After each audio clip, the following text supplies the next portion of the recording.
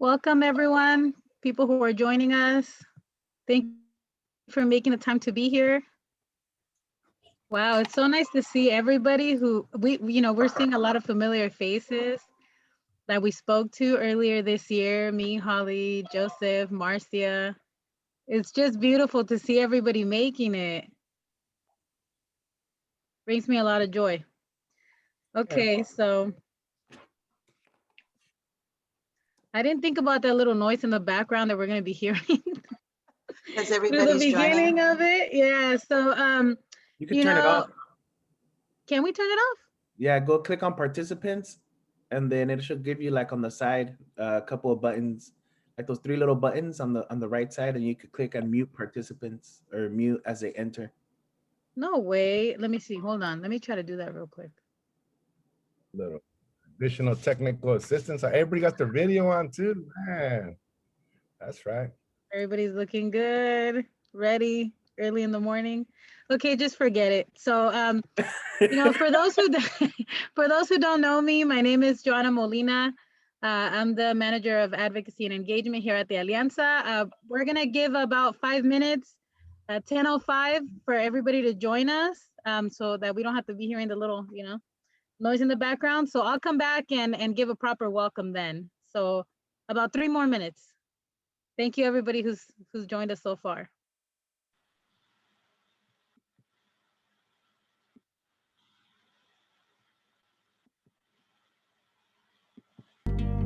Time dreams. Our memories come from the earth and return to the earth. In the reunion, our pulse comes from the sky and returns to the sky. Reflections of ancient sunlight. Time dreams in human form and reformed. Life in shapes of shadows, of industrially darkened. Reformed humans in behaviors, morality, decided by punishment or reward. Punishment or reward, decided by obediences, willingness to believe, using the lie like a drug for the heart, silencing questions and feelings with answers of fear and doubt, taking the mind through trips, some self-pity, some anger, some blame, disconnected from time dreams, the medicine of dream time, encoded in the DNA of human form. Spiritual, umbilical cords, inside human consciousness. Dream time, a place of being. Outside of us, inside of us, where we can unhide our hiddens. Straight talk with ancestor memories, free without judgment, answers to questions and feelings. Dream time is part of our pulse. Memories in the shapes of life. We are a part of that. The breath part. Our memories come from the earth and return to the earth. In the reunion, our pulse comes from the sky and returns to the sky. Dream time. A place of being outside of us, inside of us, where we can unhide our hiddens. Straight talk with ancestor memories, free without judgment, answers to questions and feelings, memories in the shapes of life. We are part of that, the breath part.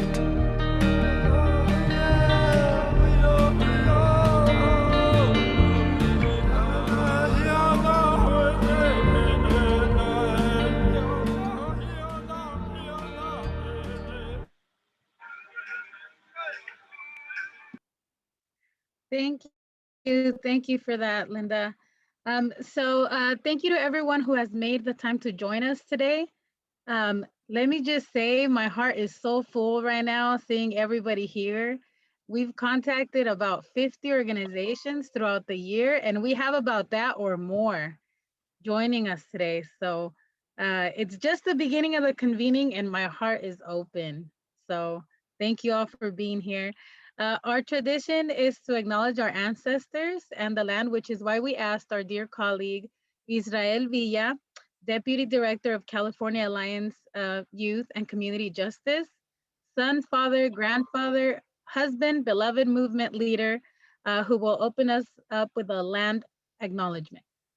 Oh, muchas gracias, and welcome everybody. It's great to see a bunch of familiar faces. I see a bunch of folks from our Alliance. What's up, y'all? It's also a honor and a pleasure to meet new folks. I think for most, just want to also welcome and acknowledge everybody for making the time to join this important conversation. A huge shout out to my tia Marcia, one of our elders and one of my mentors and someone who's helped me. Also want to acknowledge Mr. Rene Casas.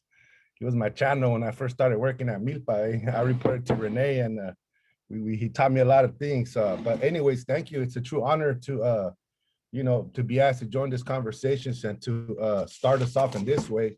So we want to start by what we call acknowledging of the directions, grounding ourselves.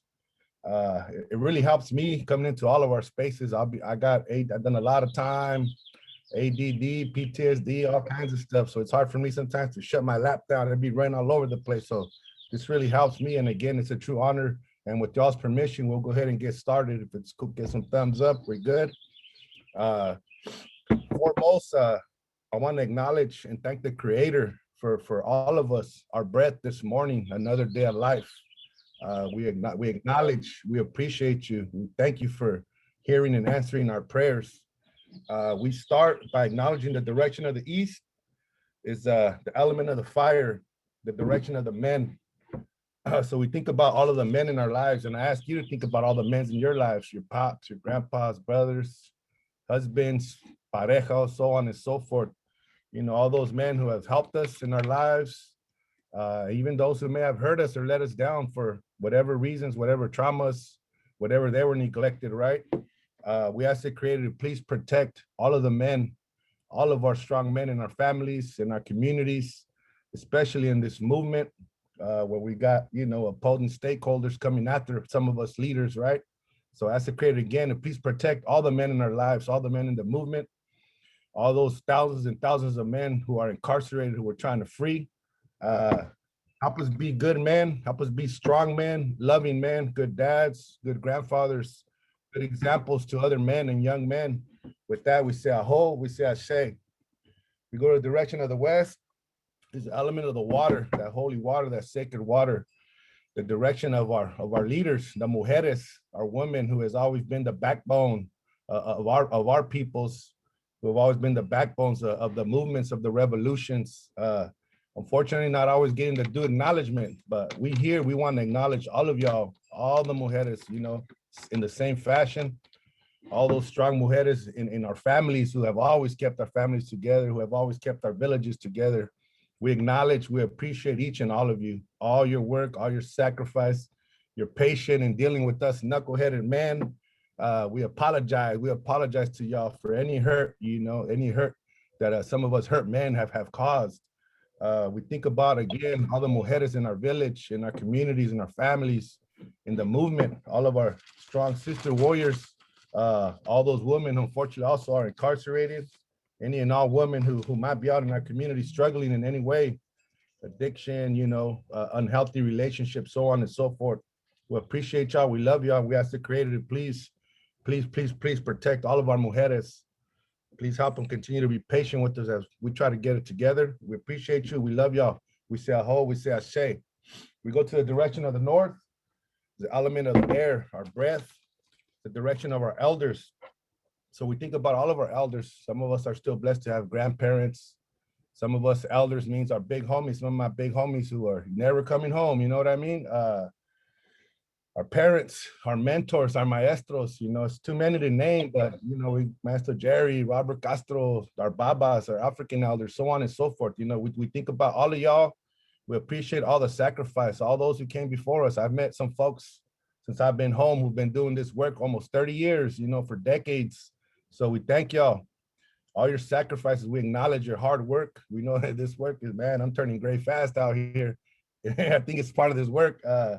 All the sacrifices made for us, you know, all those folks who marched, all those folks doing ledge visits, and, you know, oftentimes very challenging, a lot of losses, and usually more losses than wins, you know. So acknowledging all those who have brought us here today, you know, everything y'all have done for us to get us here.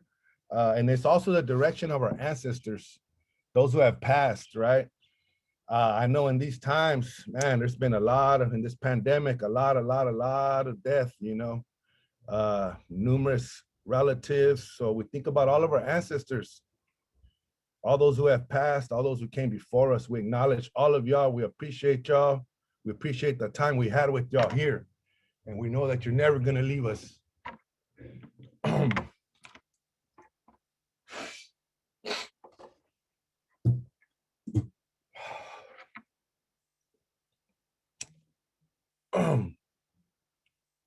We acknowledge all of our ancestors.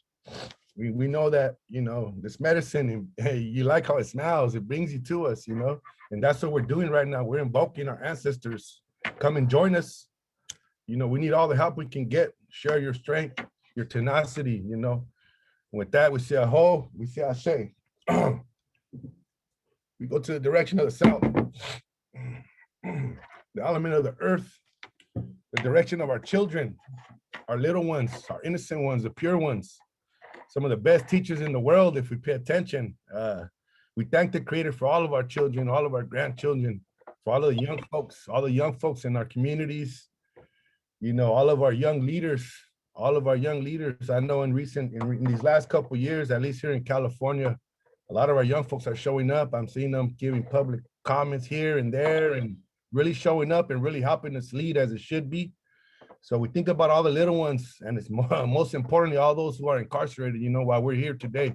We want to free our kids, and we know we're going to free them all. So we ask the Creator, please protect all of our children. Please help us as a village, provide everything that they need to thrive, to be happy, to be healthy, and to pick up this fight, because we know it's a long march, you know, and we're going to need their help in this next generation and all those generations moving forward. We appreciate all our little ones. We say aho, we say ashe. We acknowledge everything up above, Father Sky, Tata Sol, Nana Luna, those stars at night. You know, that sun, that good example, no matter what's going on, that sun comes up every day for all of us. He don't care what color we are, right? And that's the type of example we need to be. No matter what's going on, we got to get up in the morning and embrace that struggle, embrace that baton and march on. With that, we say aho, we say ashe. We go down below. We acknowledge our great Mother Earth. In Nahuatl, we say Tonantzin. We appreciate you. We love y'all. Continue to be patient with us. We say aho, we say ashe. Lastly, that place in the middle where we all connect. In Nahuatl, we say Entroque Nahuake, our sacred interconnectedness, meaning all my relations, we're all related, right? So we think about all of our relatives, included our two-spirit relatives who sit right there in the middle, fluid with the fire and the water, or however they choose, right? We acknowledge all of our LGBTQ brothers and sisters, all the warriors who have always been representatives, been the voice for our people way back when these folks were taking our land, and have also led movements and sacrifice for us. We appreciate you all.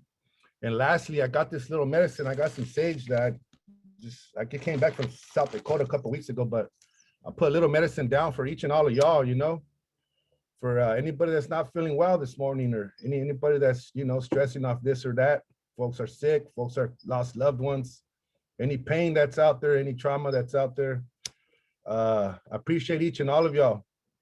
Also put down a little bit of some smoke for some of these decision makers and some of these system stakeholders, man. Hopefully they this medicine and our prayers help open their hearts so they can start making better decisions. With that, I say aho, I say ashe, and I thank y'all very much for allowing me this honor. Aho. Thank you, Israel, for your beautiful, heartfelt intention. I could go home now. Okay, well, here at the Alianza, you know, we honor and value building with relations with each other. We have developed a tradition of opening up all of our meetings with conocimiento and allowing us to say more than just our name. So it's impossible for us to do this with 100+ participants. We're gonna break out in rooms, 5 individual rooms, where you will have approximately 1 minute to share. And it's so it's usually name, pronouns, where you come from, the name of your parents or guardians. It should be, you can find it on the chat, and let's do this.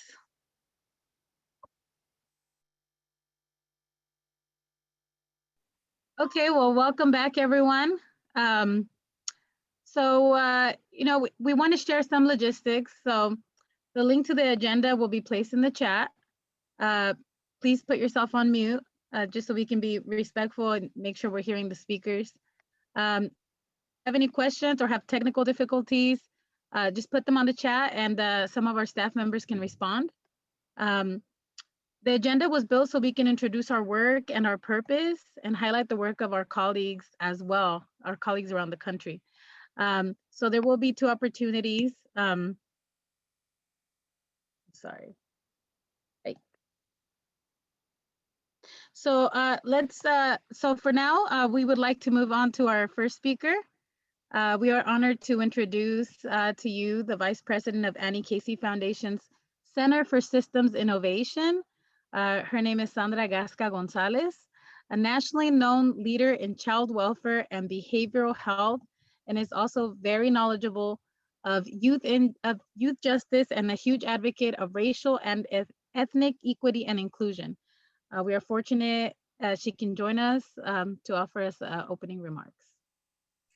Thank you, Joanna. Buenos días a todos. It's my pleasure to be here with all of you, and thank you to the Alianza for inviting me. It's such an honor to be here with all of you. As Joanna said, my name is Sandra Gasca-Gonzalez, and I'm a vice president at the Annie E. Casey Foundation in what's called the Center for Systems Innovation. And my role there at the foundation is to help lead the direction of the juvenile justice work and our family well-being work, which includes prevention, child welfare transformation work, and older youth strategies, which includes our Jim Casey Youth Opportunities Initiative.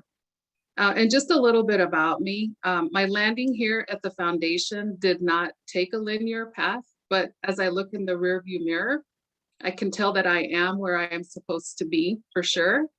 And I just want to share a quick story to tell you more and give you an essence of how I came to this work. So about 24 years ago, as a young therapist in the Midwest, visiting one of the children on my caseload at a group home, I noticed another 9-year-old child. His name was Enrique. And I noticed him because he was the only other Hispanic boy living in that group home. I took another job and I left that state, but then I returned 4 years later in a leadership position.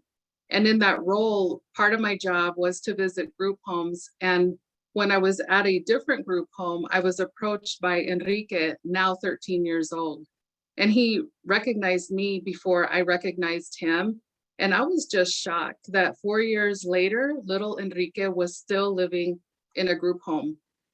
And as I do, I got all up in it and I dug into his story and I was not surprised. And here's why. And I think a lot of you can relate to this. Enrique's first language was Spanish. He couldn't speak English very well, so he was diagnosed as slow. And there weren't many adults available who looked like him in the homes where he lived, and no one understood him. And yet they kept heavily medicating him and keeping him from his family. And family reunification couldn't happen because language barriers made the family issues way more pronounced than they should have been.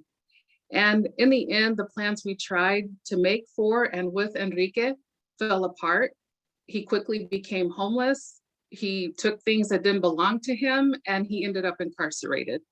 And this broke my heart, but it also fueled the type of leader that I've become, making sure that young people themselves are involved in identifying and building solutions. And that's the reason I'm with the Casey Foundation. It is that belief in young people as solutions builders and focus on race and ethnic equity that brought me to Casey. I was so tired of seeing young people, including large numbers of Black and Brown people, lose their freedom to incarceration, probation, and child welfare. And this is why partnerships with organizations like Alianza are so vital. Your fierce dedication to making a difference for Brown youth is powerful. We've seen it in your call to action on the Latino data gap in youth justice, your push to end mass incarceration of Chicana, Indigenous, Afro-Latino, Hispanic, Latinx, and LGBTQ youth. And like Alianza, Casey understands what real improvement will look like. It does not simply entail the absence of discrimination and inequity. It has to include supported communities, like the work that you all are doing, and deliberately design systems that see us for who we are and builds us up, not tears us down. And there are a lot of challenges, I know I'm preaching to the choir, that are ahead, but there are two that come to mind today that I just want to briefly touch on. One is the need for better data. Casey strongly supports gathering accurate data on youth of color, including Brown, Indigenous, LGBTQ, and others in youth systems. And we do have some data. One example, based on the youth detention survey that Casey has been fielding each month since the start of the pandemic, what we see there is that the Latino youth detention population is down 29% since the beginning of last March. But that's compared to a 38% drop for white youth. The disparity is because Latino youth are being released much slower from detention than they were prior to the pandemic. Let that sink in. So in other words, Latino youth continue to be overrepresented in the juvenile justice system, and at least with respect to detention, it's getting worse, not better. In addition, Alianza demonstrated in your great report last year that Latino youth are both overrepresented and undercounted. And the report highlighted that data for Latino youth in juvenile justice systems is patchwork at best and inaccurate at worst. And this has to change. Without sufficient representation in policy discussions and without accurate data at the national, state, and local levels, we cannot understand what the Brown youth experience is in these systems and then target solutions and the resources to meet their needs. So that brings me to the second challenge that is never far from my mind, especially with young people like Enrique, who I just told you about. And that is that we have to remember the rich diversity that feeds our resilience and builds unity.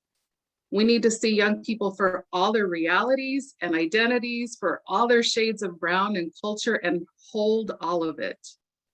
We are an intersectional people. We're strengthened when we use cultura, comunidad, and healing to build on our strengths.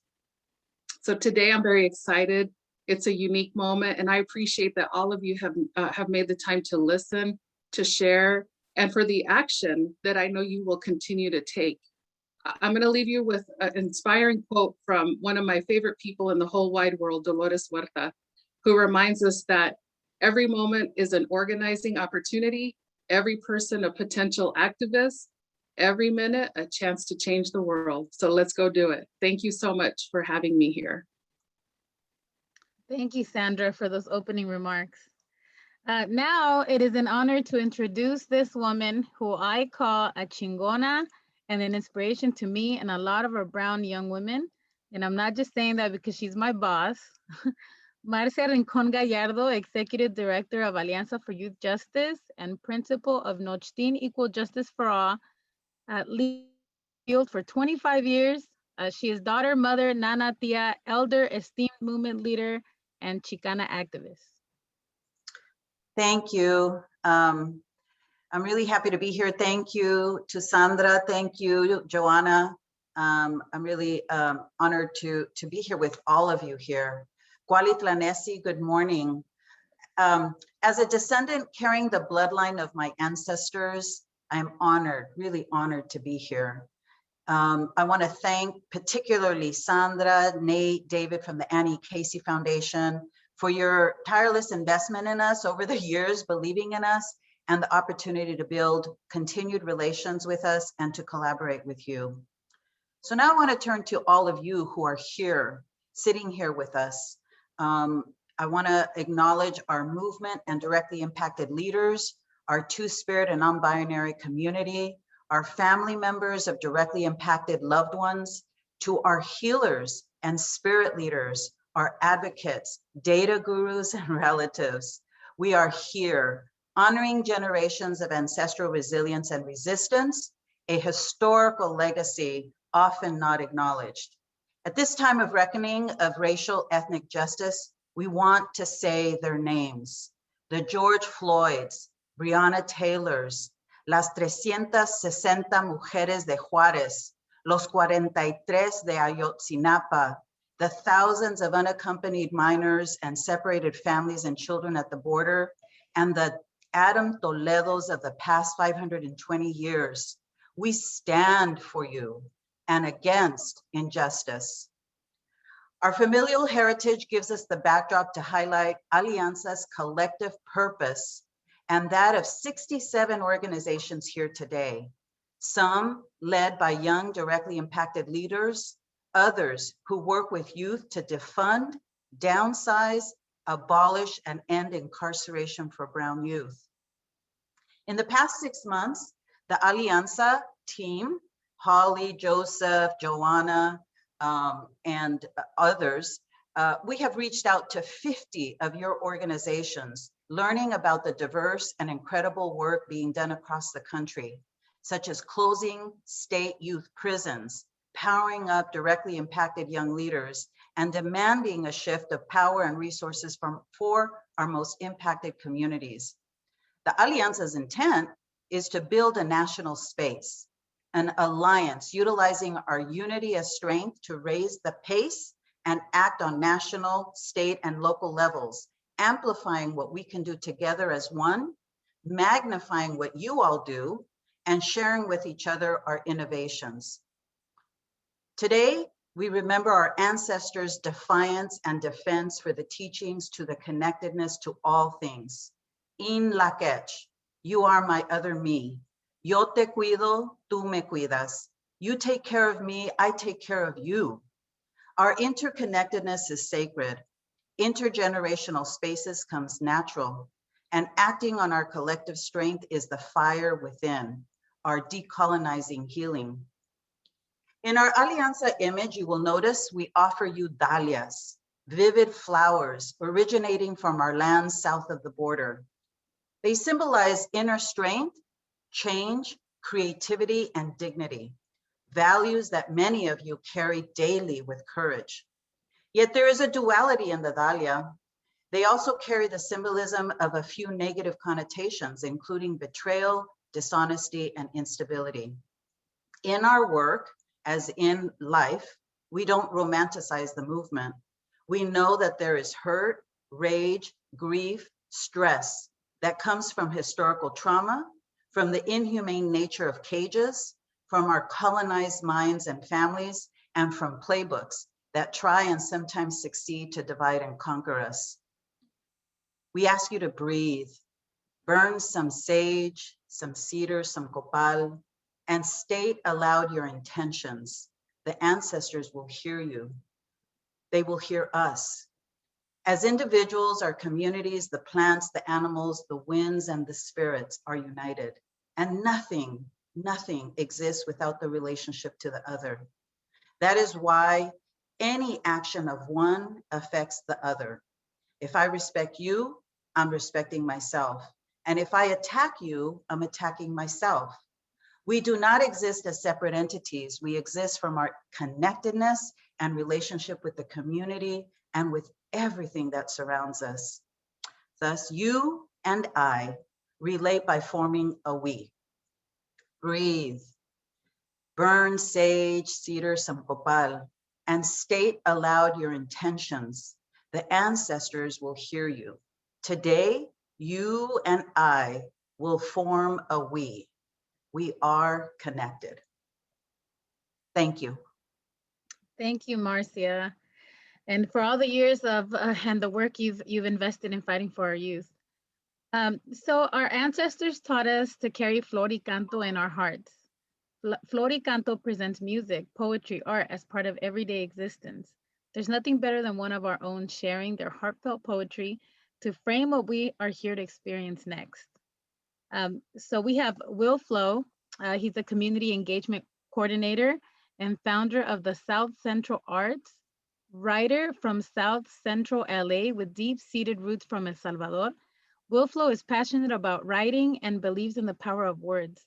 His poetry is an expression of his own life, and due to his beliefs in social justice and inclusivity, he tries to use gender-neutral pronouns as much as possible. Thank you, WillFlo. Thank you. It's an honor to be in the space. To maximize time, I'm just gonna introduce the title of the poems and go into it. 6 poems, here we go. Troy A. Davis. Troy A. Davis was convicted of a crime. He probably didn't do it, but they took away his life. They said he shot the sheriff, but they never found a gun. A jury found him guilty. The law said it was done. 14 pair of eyes of the 9 people that saw recanted what they said, but it didn't help at all. September 21, 111, last call. Davis was injected, murdered by the law. Before I keep on going, I'm gonna give you my 2 cents. The problem with the system is the lack of common sense. Because life was meant to live, but how can people live a life when no one can forgive and teach a person wrong and right? You lock them up, then let them go, but keep them on parole and hope they live a life up in the world that they don't know. They tell me that the body is a temple to the soul, but what if someone's temple is convicted to death row? Ooh. Go green or no home. Is it too much to ask to just learn from the past when the air that we breathe is like a poisonous gas? I wish you could see through the soul of a tree and know that the key is within you and me, but there's nothing but dirt and just broken cement covering the earth that we need to protect. For what goes around, well, you know the rest. No wonder our mother is getting so stressed. But the war is not over. Let the battle begin. With our powers combined, I know we can win. We're all like a seed that we're placed in this earth with a God-given talent we were given at birth. But talk can be cheap, so let it be done. And better the future till the battle is won. And if ever you feel like you're getting off course, only remember the power is yours. Versus gentrification. Gentrification is not inevitable when community development is available. Imagine the things that could be suitable for your community to be sustainable. And take a walk in the hood that could be. Tell all your friends what you see. Drawing a map of your own. Outsiders don't know who we be. Map at the assets and hoods. What used to be bad could be good. An alley, a lot, or a loop. We now need to be overstood. Change of the powers that be. The price that we're paying and free. We need to unite, forget all the spite, and lift up the powers of we. We have the power of choice that's louder than anyone's voice. We're dropping the egos and soaring like eagles, so let all my people rejoice. We're doing it all underground. Our network will never be found. Evil is making the news, but I know good people are holding it down. We do not support any cop. That shield can stop every shot. At the end of the day, our children will play, but ours have been killed on the spot. So if the block gets hot, we need to better the spot. Without a doubt, we're calling it out. We need to defund every cop. Organize. Not happy with the system? You can choose to just complain or be quick to find a noun that can be targeted for blame. But these are not solutions that'll fix the current state. You're better off ignoring them and accept your given fate. But if you're down to make a difference, then start to look within. Challenge your reality and how you're pitching in. Then think about a person that is down to work with you and all the possibilities together you can do. Write down your ideas, archive all your notes, work and plan your actions using all the nuts and bolts. The allies in your circles will help to reach your goal, but let go of the people that do not help you grow. Make sure you have agreements and stick to that accord. The division of our people is not one we can afford. Maintain accountability without the need to shame, and continue with this process to keep each other sane. Oh. And this other poem I just wrote yesterday. It's called Life Passion. Truth be told, we never know when life will start to change. It seems to be in order, then it starts to rearrange. And that's okay because we can always readapt, changing our perception like the changing of a hat. A passion can empower us for perpetuity. It can make us happy in a world of misery. Many think it's big, but it could also be so small. Don't complicate it, it's so simple. Be yourself, it's all. If we stick to something that we truly love to do, I know that we'll get better at whatever it is we do. We can undertake all the obstacles that come. If we do it with a passion, we might just have some fun. So when you find a passion that will help you to be you, hold it, love it, nurture it, and watch your dream come true. For when you follow with a passion that knows no boundary, you can lead with fortitude, a better life story. And finally, us versus the world.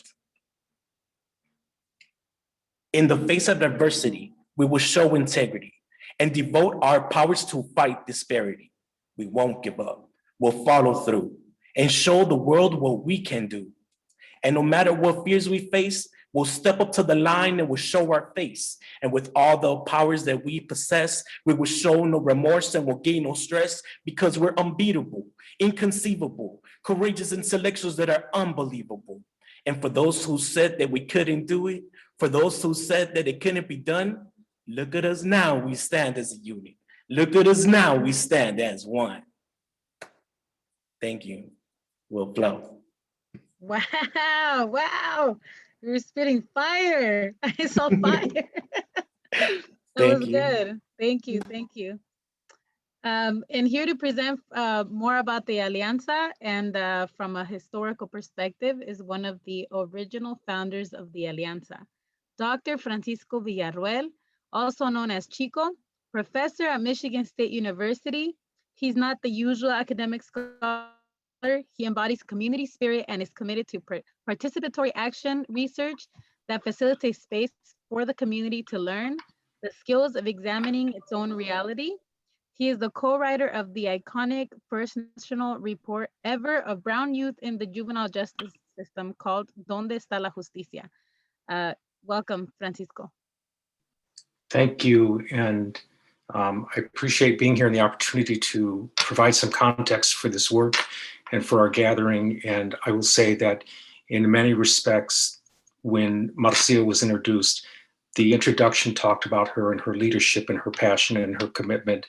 Marcia and I have been walking this journey together for over 20 years, and it began when we were working with the Building Blocks for Youth initiative in Washington, D.C., which was a collaboration of a number of NGOs that were focused on trying to address the issues of differential treatment of minority youth. In the first 2 or 3 reports that came out, the focus was almost exclusively on African-American youth. And Marcia and I didn't know how to be quiet. And the challenge with not knowing how to be quiet is that you then get thrust upon you the opportunity to do the work. So we took the work, and unlike any other report that had been done at that point in time, one of our processes was to gather a convening of NGOs from around the nation and to give them an opportunity to review the report and to react to the report. Little did I know, or did we know at that point in time, that what it was we then rewrote the report to make it even more accessible and to integrate more voices of our young children, of our cousins. And we continue to push this, and we've continued to push it for 20 years. And so this new report that came out last year is in some ways a retrospective look at what has happened as well as what hasn't happened. And we can sincerely say that there have been advances, There have been changes, but we still know not enough about what we need to know. We have, even within states, we have different methods of data collection. Across states, we have different methods of data collection. Across states, we have different ways of counting Latino youth.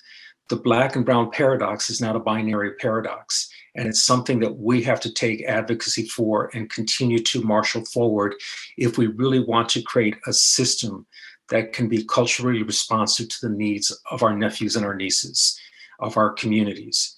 And so in many respects, the work of 20 years is only a minute in the work that we have for the next 5 to 10 years in trying to bring about a systemic change and a supportive environment for our children and youth who are systems involved to find a path to success and to heal from the past and the challenges that they've experienced in their lives. So I'm going to leave it brief because I think our discussion is more important, but I think that can provide you with a context of why I continue to be engaged in this work. Thank you, Francisco, for being here, and again, for all the years that you've invested in our youth.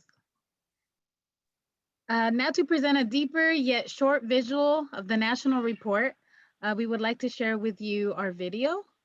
We thank Milpa, who were critical partners in the development of this video.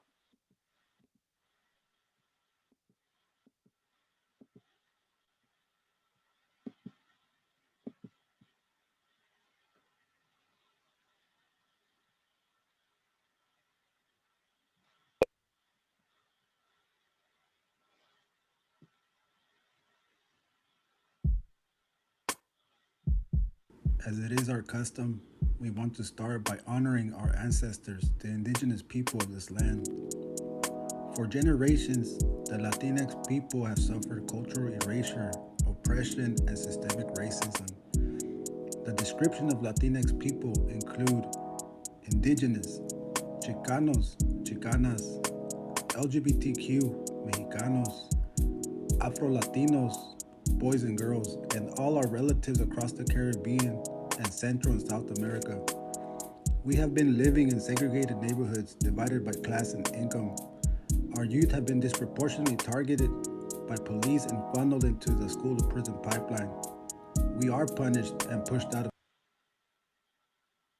of school at an alarming rate. At this stage of our life, we are exploring our environment, community, independence, searching for our identity. However, the reality is our youth must also navigate the social and racial inequities that are embedded in this white supremacist system. The system for decades has ensured Latinx youth remain invisible. From the moment there is police contact to court adjudication and ultimately upon entering and being released from youth prisons. This juvenile injustice system does not recognize race, ethnicity via data. The collaboration by La Alianza for Youth Justice and UCLA's Latino Policy and Politics Initiative exposes a lack of uniformity in reporting race and ethnicity. The number of Latinx youth in the juvenile injustice system is blurred. Quantitative and qualitative research shows Latinx youth are not consistently counted as Latinx youth, but instead are categorized as Black or white. No proper census is being provided to consistently know how many Latinx youth are in the system. Therefore, we are unable to advocate for appropriate and relevant resources to uplift the Latinx youth community that is system impacted. The data presented in this report is alarming. There is no uniformity in the system's policies across the states. Our elders have done this research. The presentations spent countless hours writing reports and advocated for systemic change. Yet 20 years later, we find nothing has evolved. The system must count Latinx youth as Latinx youth. For further information, connect with La Alianza's website and social media. Get involved. Aquí estamos y no nos vamos. We will defend our youth and continue the fight to defund, dismantle, and end youth incarceration.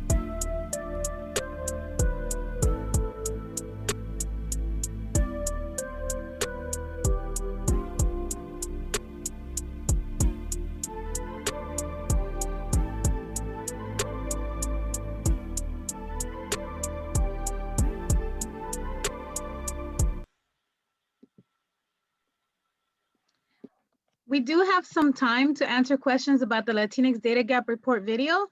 But before this, I want to introduce to you Rene Casas, who was a master's in social work intern at the time, had a unique role in the development of the story collection project, and who is here to share a few words about that process. Well, good Welcome. morning. Buenas tardes. My name is Rene Casas. Thank you, Joanna. And, before I begin, I also want to acknowledge and thank all the youth that were part of the story collection. I think without their voice, the quantitative data is not mirrored of what the experiences are in our youth. So, it was about maybe 3-4 years ago when the thinking and creation around what it would look like to develop a report exactly mirroring what was done in this storytelling collection through the Alianza. And the purpose of the storytelling collection in the report was to focus on a diverse Latinx youth, to focus on youth voice, and then to also focus on directly impacted youth. Myself, I worked directly as an intern for the Master's in Social Work program at California State University, Monterey Bay, working directly with the system impacted young adult. And so together we went around the nation collecting stories and highlighting, the stories of youth that had been in the system, with the opportunity for us to get to know youth across the nation, but also to get quotes on youth that had a very particular experience of being through the arrest process, and then also what it was like for them to experience not being counted as Latinx youth, and then also how race ethnicity affected the youth while they were incarcerated. So we went to the East Coast, we went to New York, we went to Chicago, and primarily focusing on what it would look like to get stories from youth, but also what would the power of strength and unity look like through their voice. The idea of what would look like for ending incarceration for our brown youth.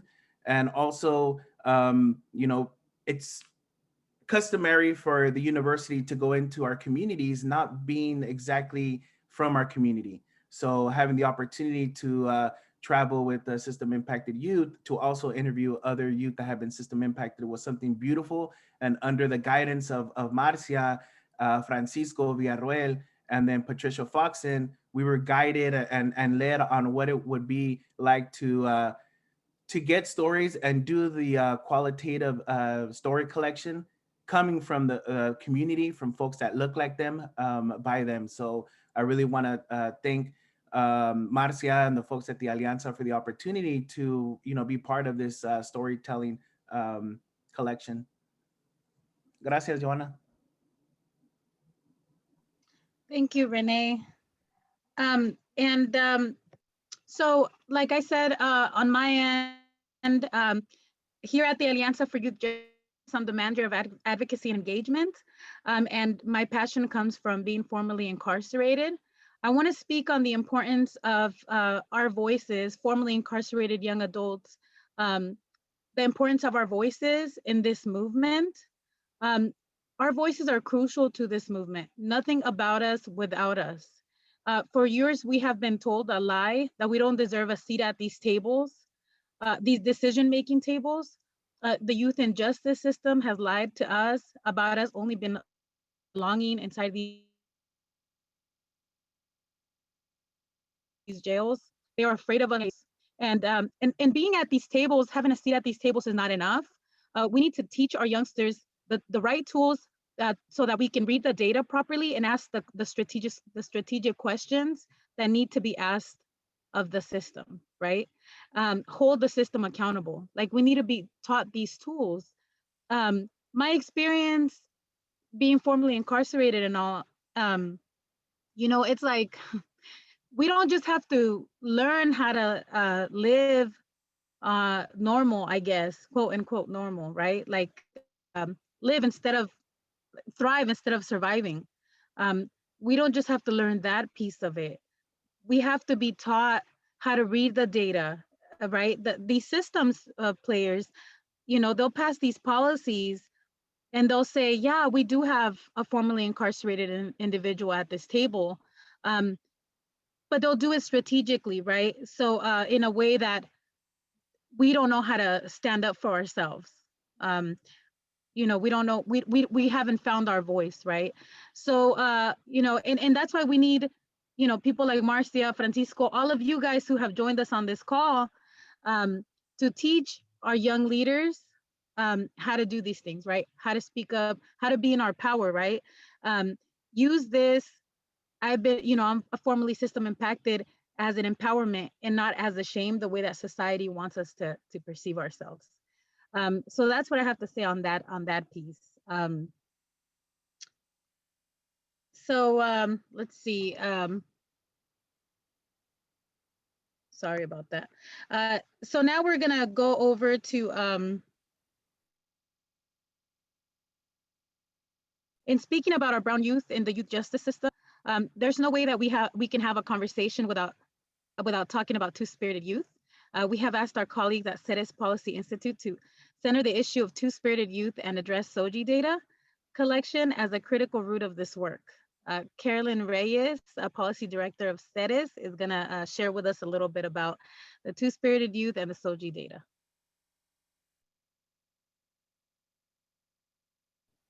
Yes, I have to unmute myself to talk, or at least I should. Buenos dias, good morning, and thank you so much for having me. My name is Carolyn Reyes, and I'm with Ceres Policy Research. Ceres is a community research organization that aims to end the punishment of people based on race, immigration status, and sexual orientation, gender identity, and gender expression, which we call SOGIE for short. So when you hear SOGIE, we're talking about sexual orientation, gender identity, and gender expression. Just as a reminder and a refresher for those of you who already know, sexual orientation is who we're attracted to. So who we're attracted to sexually, romantically, emotionally. And that, you know, there are terms for that like lesbian, gay, bisexual. In the case of many indigenous folks, it's two-spirit, straight. Everybody has a sexual orientation. And that's different from gender identity. Gender identity is who we know ourselves to be in terms of male or female or both. In the case, again, of two-spirit folks who are indigenous and identify with that term, or neither male nor female. And that's different from gender expression, which is how we express ourselves in the world, how we express gender, how we show the world what our gender is through our clothing, our hair or our no hair, the way that we talk, the way that we walk. We show the world that we're masculine, we're feminine. We can change that up every once in a while, every day, throughout the day.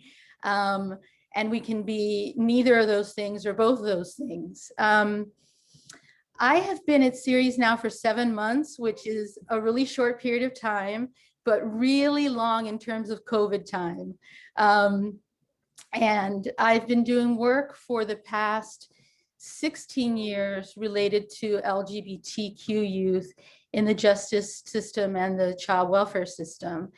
And you know, that's long enough to remember a time when we used to go around the country training folks and telling them, don't ask young people directly what their SOGIE is. You know, it's going to offend people, it's going to offend folks, it's going to make it awkward, uncomfortable. Instead, just let's create environments that are inclusive and open and affirming, and hopefully young people will then feel comfortable enough to come out to us as lesbian, gay, bisexual, transgender, two-spirit, questioning, queer, however it may be. But it took us a while to figure it out, but we realized over time that young people were not the problem. They were not worried about being offended or about being uncomfortable or being awkward. Who had the problem were the adults. We were the ones who were like, this is really awkward, this is really uncomfortable, I don't know how to do this, how to ask young people directly. And as they say, the kids are all right. The young people had no problem whatsoever with being asked directly. But why is it that we want to know? Like, why do we want to know about SOGIE? Why do we want to ask? What is it in our business to know about SOGIE and to ask about SOGIE directly? This is not a trick question. I know that everybody actually has the answer here. You all know the answer to this. And it has to do with identity, that identity matters. Plain and simple, identity matters, right? So identity is related to how young people are swept into the juvenile justice system. Identity is related to how they're treated when they're in the justice system. Identity is related to their outcomes in the justice system. So we know that identity matters, and that's why we're here. That's why we're all here in community today, because we know that. So Ceres has a project called the Whole Youth Project, which works with youth justice systems across the country to collect SOGIE data. And we collect SOGIE data along with race and ethnicity data because the young people's identities are complex, right? So I'm going to share with you some data. Don't get nervous. There are numbers involved, but we can do numbers and it won't be too much. I'm going to share with you what we already know about Brown and LGBTQ youth, about their complex identities and the disproportionate involvement in the youth justice system. So let's see if I can share screen.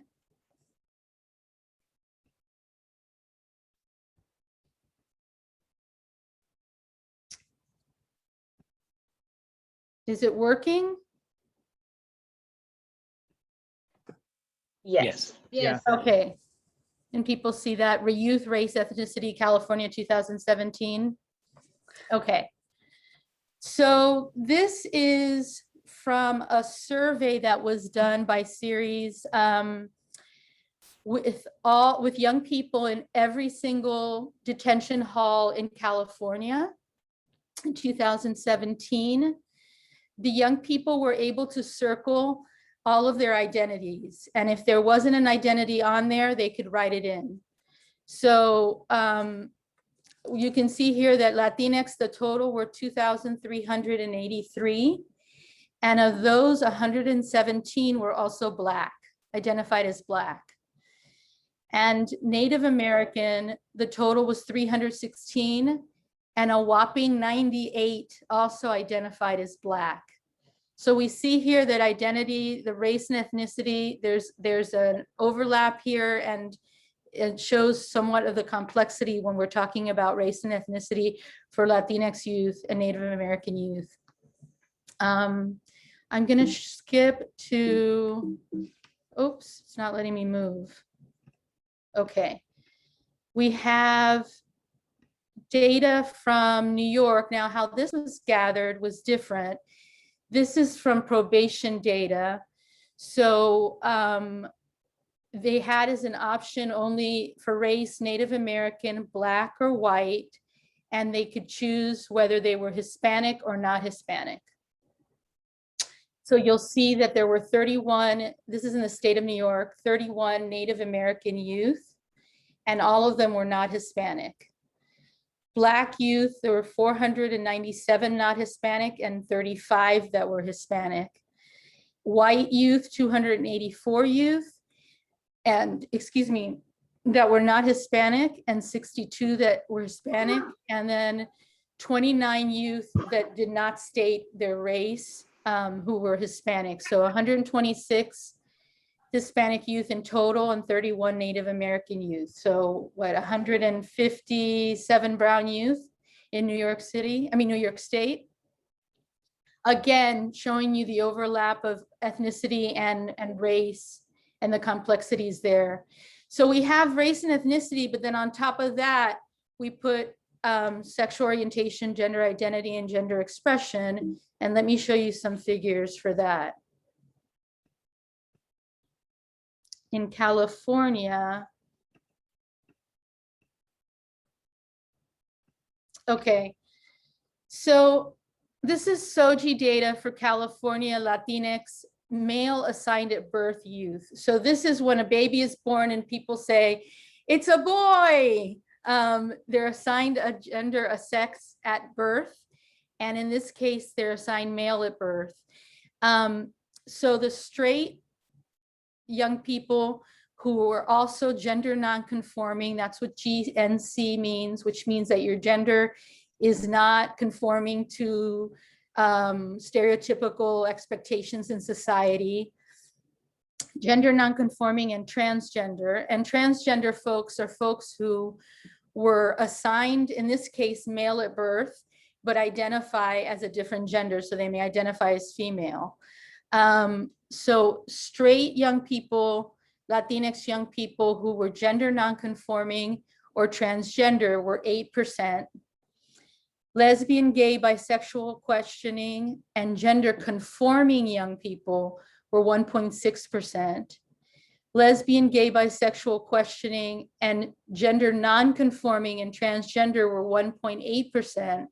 The total being 11.4% of young people that are Latinx, male assigned at birth, and either gender non-conforming, transgender, or lesbian, gay, bisexual, and questioning. Now this figure, nationally, the number is 9.5% approximately of young people in the general population who are who identify as LGBT. So as you see, this is a disproportionate number of them who are Latinx and male assigned at birth.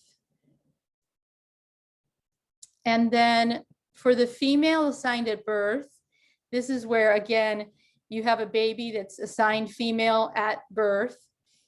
Their sex is determined to be, is considered to be female. These are Latinx youth as well. The straight ones that are also gender non-conforming and transgender are 8.3%. The lesbian, gay, bisexual, questioning, and gender conforming are 27.3%. Lesbian, gay, bisexual, questioning, and then gender nonconforming and transgender are 12.1%. And so what's important to look at here is the total, which is 47.7%, which is an astronomical number that says that almost half of the Latinx female assigned at birth youth are either gender nonconforming, transgender, or lesbian, gay, bisexual, and questioning. I think we have some figures also from New York, but it might just be for the males or a female at birth. And that number is also really high at 32.7%. So basically the gist of the story here is that obviously LGBTQ youth, Two-Spirit youth are disproportionately represented in the justice system, and as are brown young people, and brown LGBTQ youth are disproportionately represented in the system. And so there's no way to talk about brown young people in the youth justice system without acknowledging LGBTQ and Two-Spirit youth. And I think that I managed to do that under 10 minutes. So I'll stop here.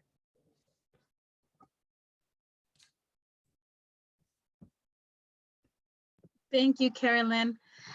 So I promised you guys a little Q&A section about the video. And so this is it. Does anybody have any questions about the Latinx Data Gap Report video? And you know, you can just come out and say it, or also on the chat.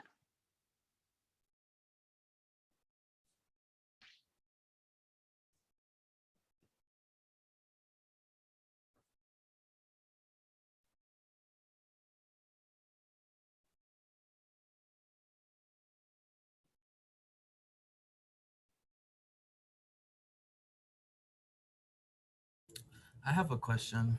My name is Kevin Huachin. I'm a community organizer from the Georgia Latino Alliance for Human Rights in Georgia. I think we all see that the importance of providing Latinx youth and other identity expressions, like when the youth are going through the system, or when they're, like, for all types of reasons, when they're requesting resources, right?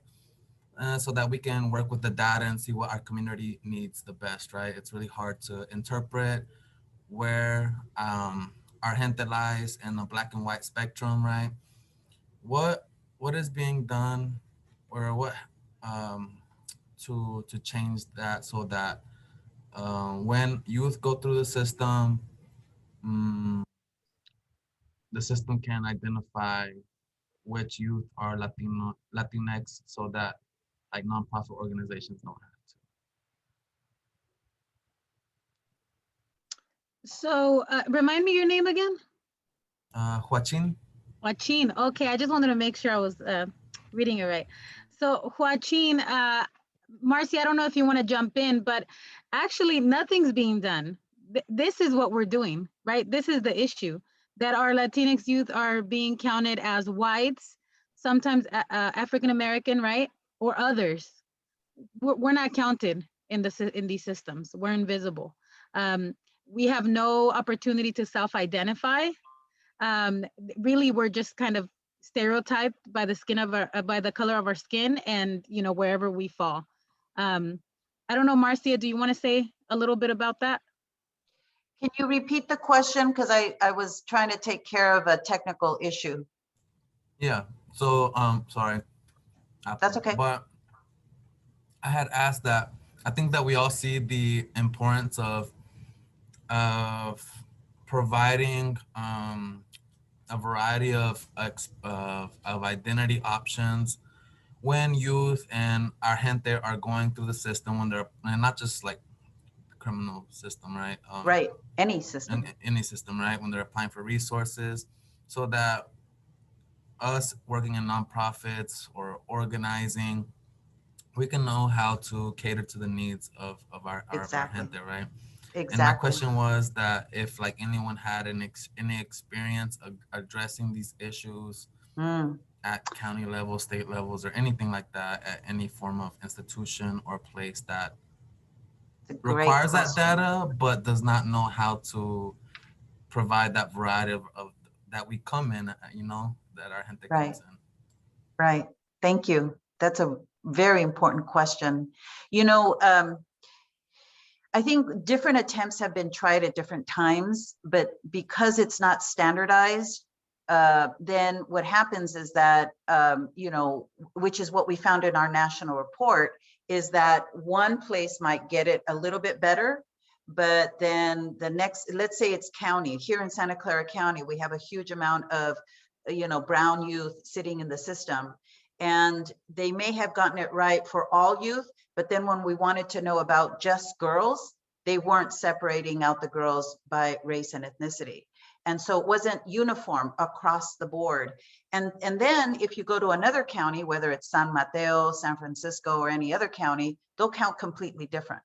And so then when we want to see what's happening for the whole state, for example, at DJJ, 78% of all the kids sitting in DJJ were all brown youth.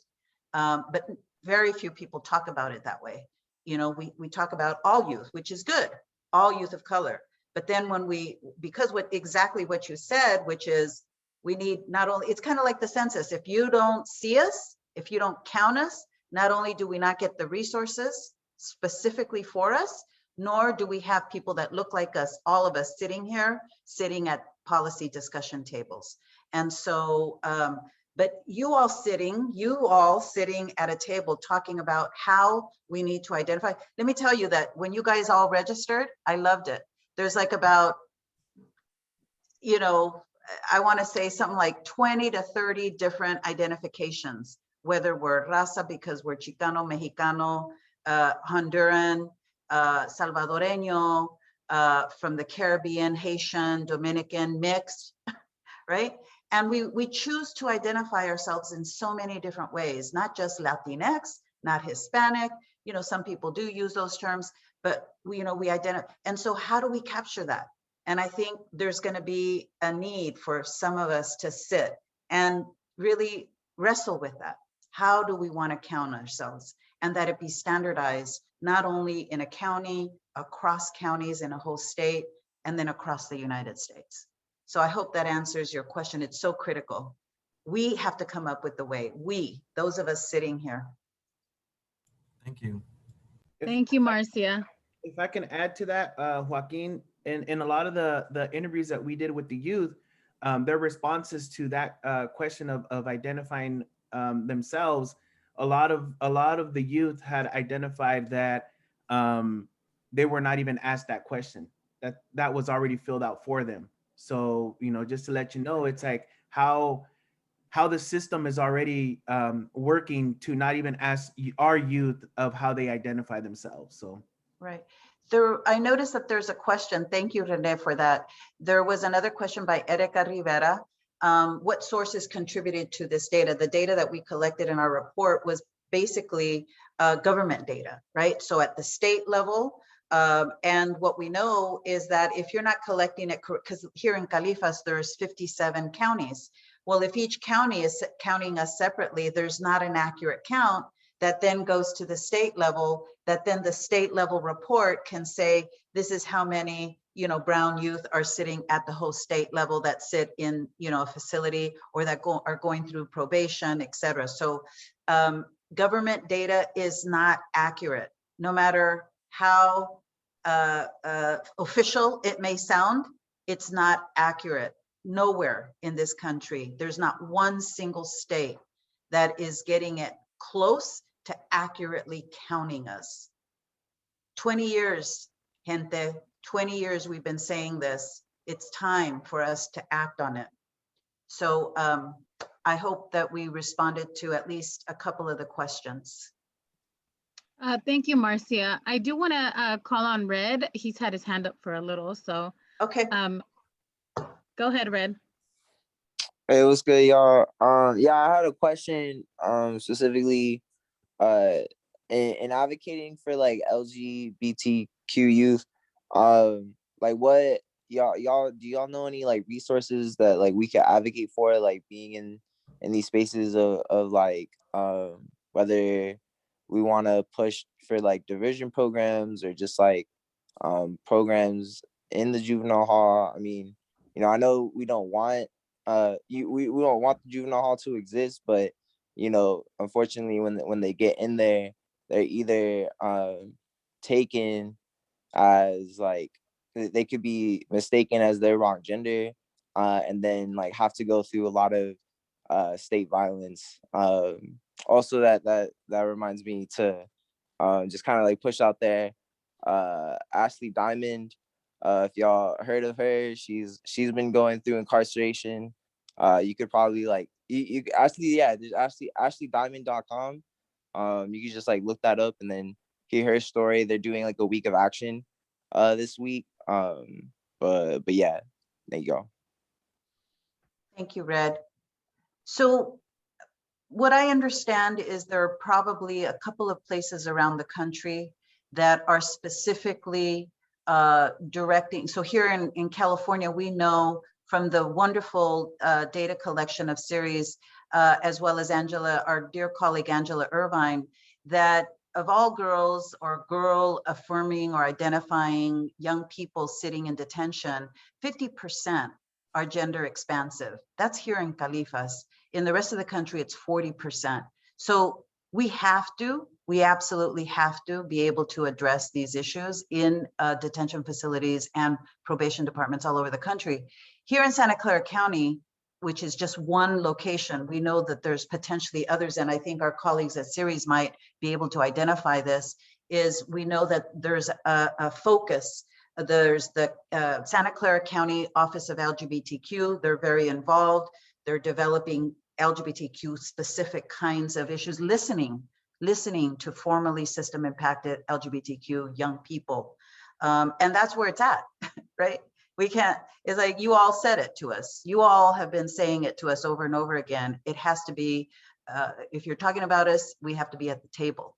And so I think we can potentially, if folks know of other places in the country that are being that specific, put it in the chat And at least that way we continue to inform each other of what exists around the country. But I would venture to say it's not a lot.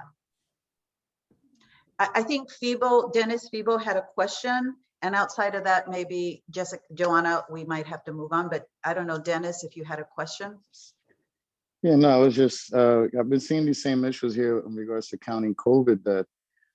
And I've done myself a lot, and I teach on a lot on the misappropriation of identity. If we organize based around an identity created by another establishment in order to be counted, then we run a risk because we're giving the power of identifying to the other. And that when we look at what the census has available, it is complete nonsense. So to align with it would be a bit difficult because we're trying to say that we would argue that Hispanic is a race or that no race should be counted and it should just be at ethnicity, but we would have to come up with either one approach because mixing the two is why we're not getting the data that we need. That was just my input.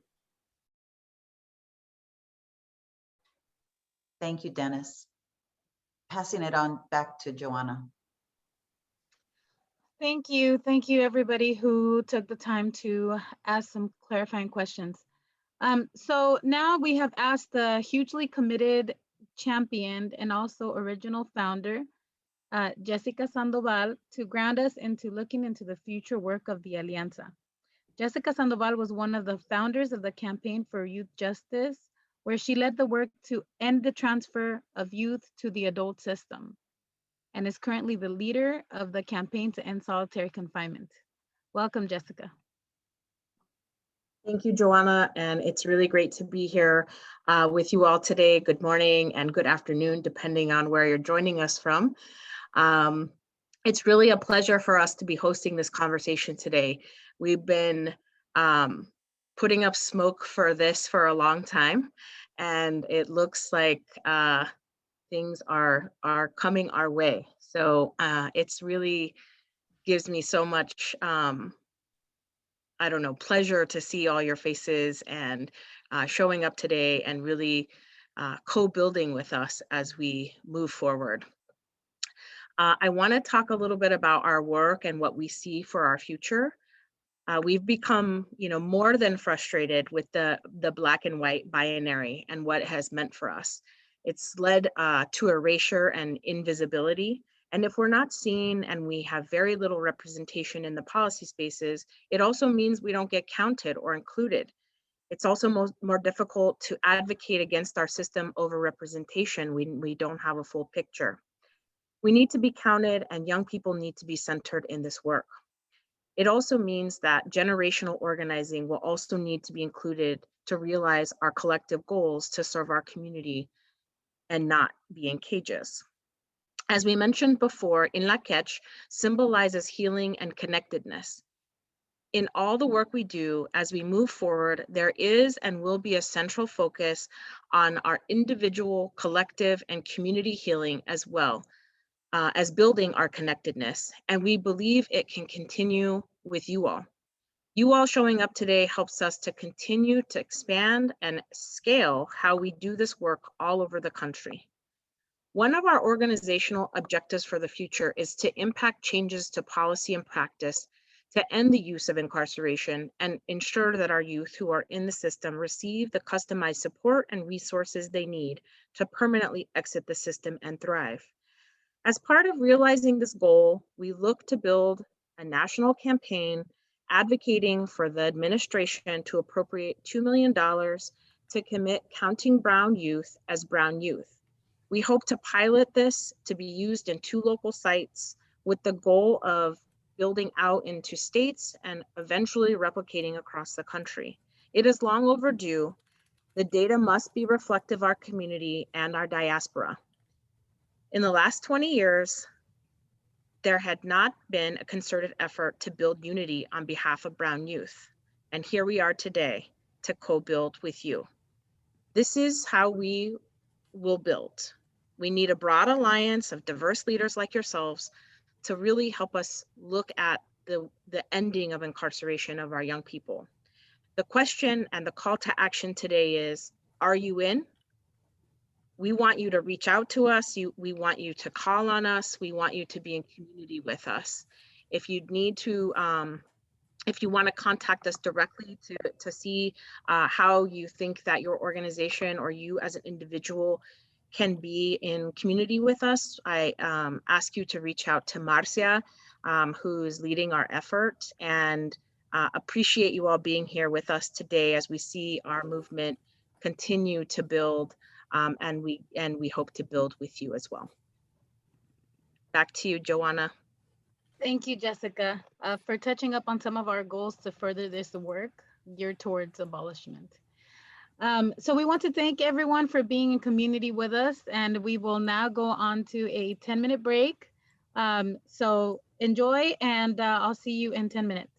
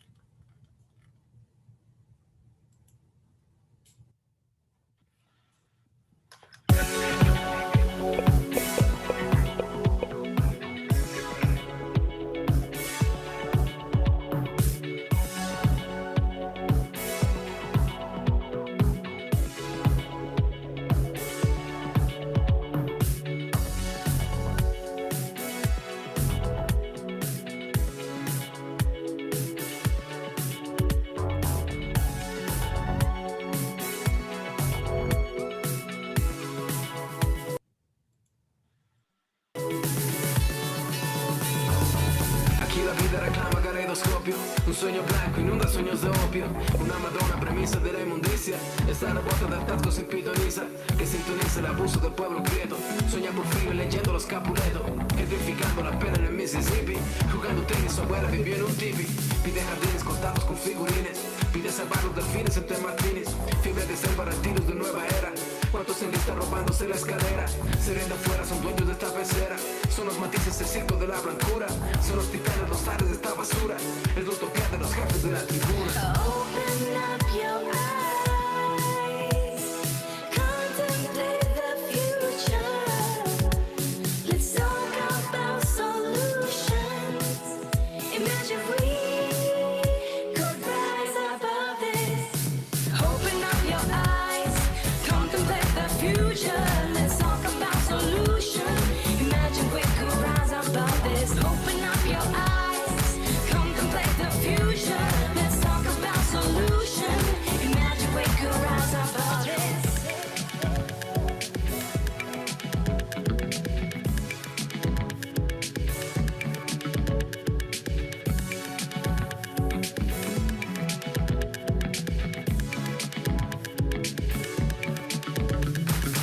Hay un deseo voyeurista que lava culpa. Buenos salvajes mascotas y lo disfrutan. Pelear a muerte el escudo del mayorazgo. Son los bufones que viven de vender asco. Tu jola vale en renta por Monte Carlo. Van los bantúes fetiche de un trago amargo. Cosmovisiones cooptadas en pieles rojas. Cuántas misiones en sangre, cabeza rota. Y se reduce mi son, se minimiza. Si me dedico a pensar, se me exotiza. En esta ley colonial, sola pesquisa. Ese virrey ancestral no lleva prisa. Radiografía resoluta, conciencia quieta. Genealogía justifica mi cantaleta. El partidismo es un refugio con del efecto. Te tiene algo que oprime por el afecto. Mira, mira, tengo la cura. Sale, mira, matamos la cura. Mira, mira, tengo la cura. Sale, mira, matamos la cura. Mira, mira, tengo la cura. Sale, mira, matamos la cura. Mira, mira, tengo la cura. Sale, mira, matamos la cura. Open up your eyes, contemplate the future. Let's talk about solution. Imagine we could rise above this. Open up your eyes, contemplate the future. Let's talk about solution. Imagine we could rise above this.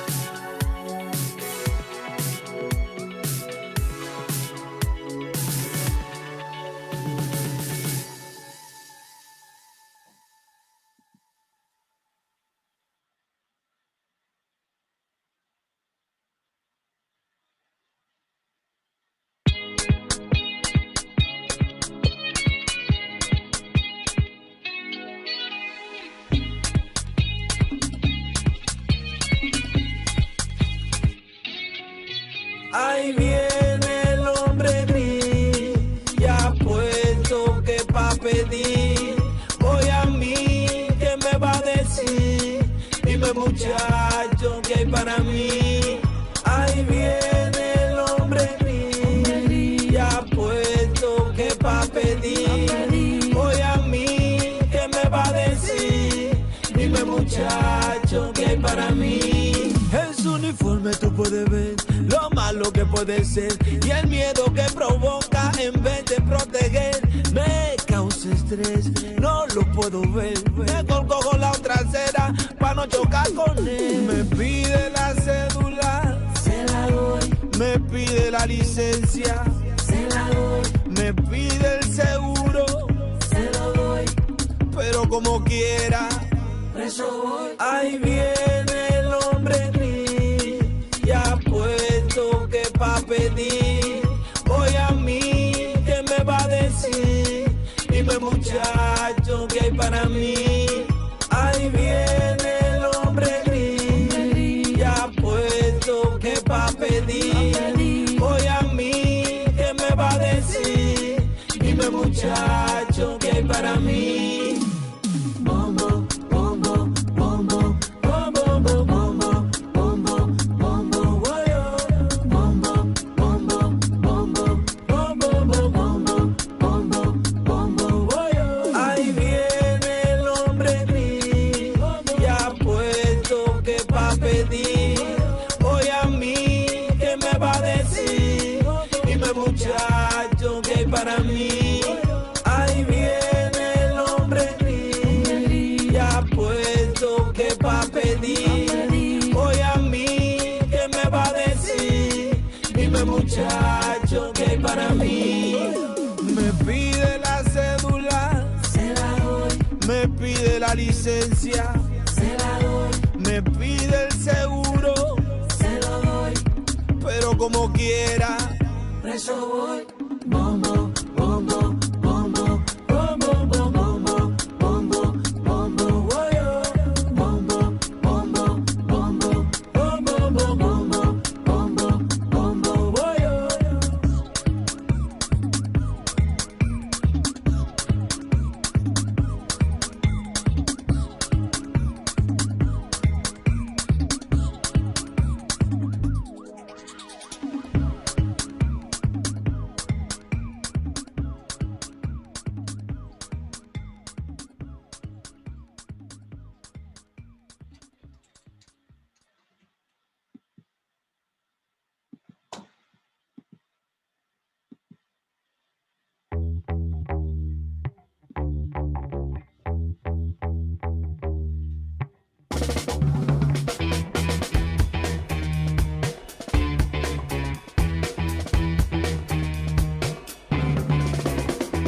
French bistro, Dominican chef, Italian restaurant, Boricua chef, Chinese takeout, Mexican chef, new for America, but to the in the back is a French bistro, Dominican chef, Italian restaurant, Boricua chef, Chinese takeout, Mexican chef, new for America, but to the in the back. Brown walks your baby, brown walks your dog, brown raised America, picks all its mom, brown cleans your house, brown takes the trash, brown even wipes your granddaddy's ass, brown sews the buttons back on your shirt, brown picks the food, brown hits it in the dirt, brown drops your buzz, brown drops your taxi, brown brings your lunch on a bike when you're relaxing.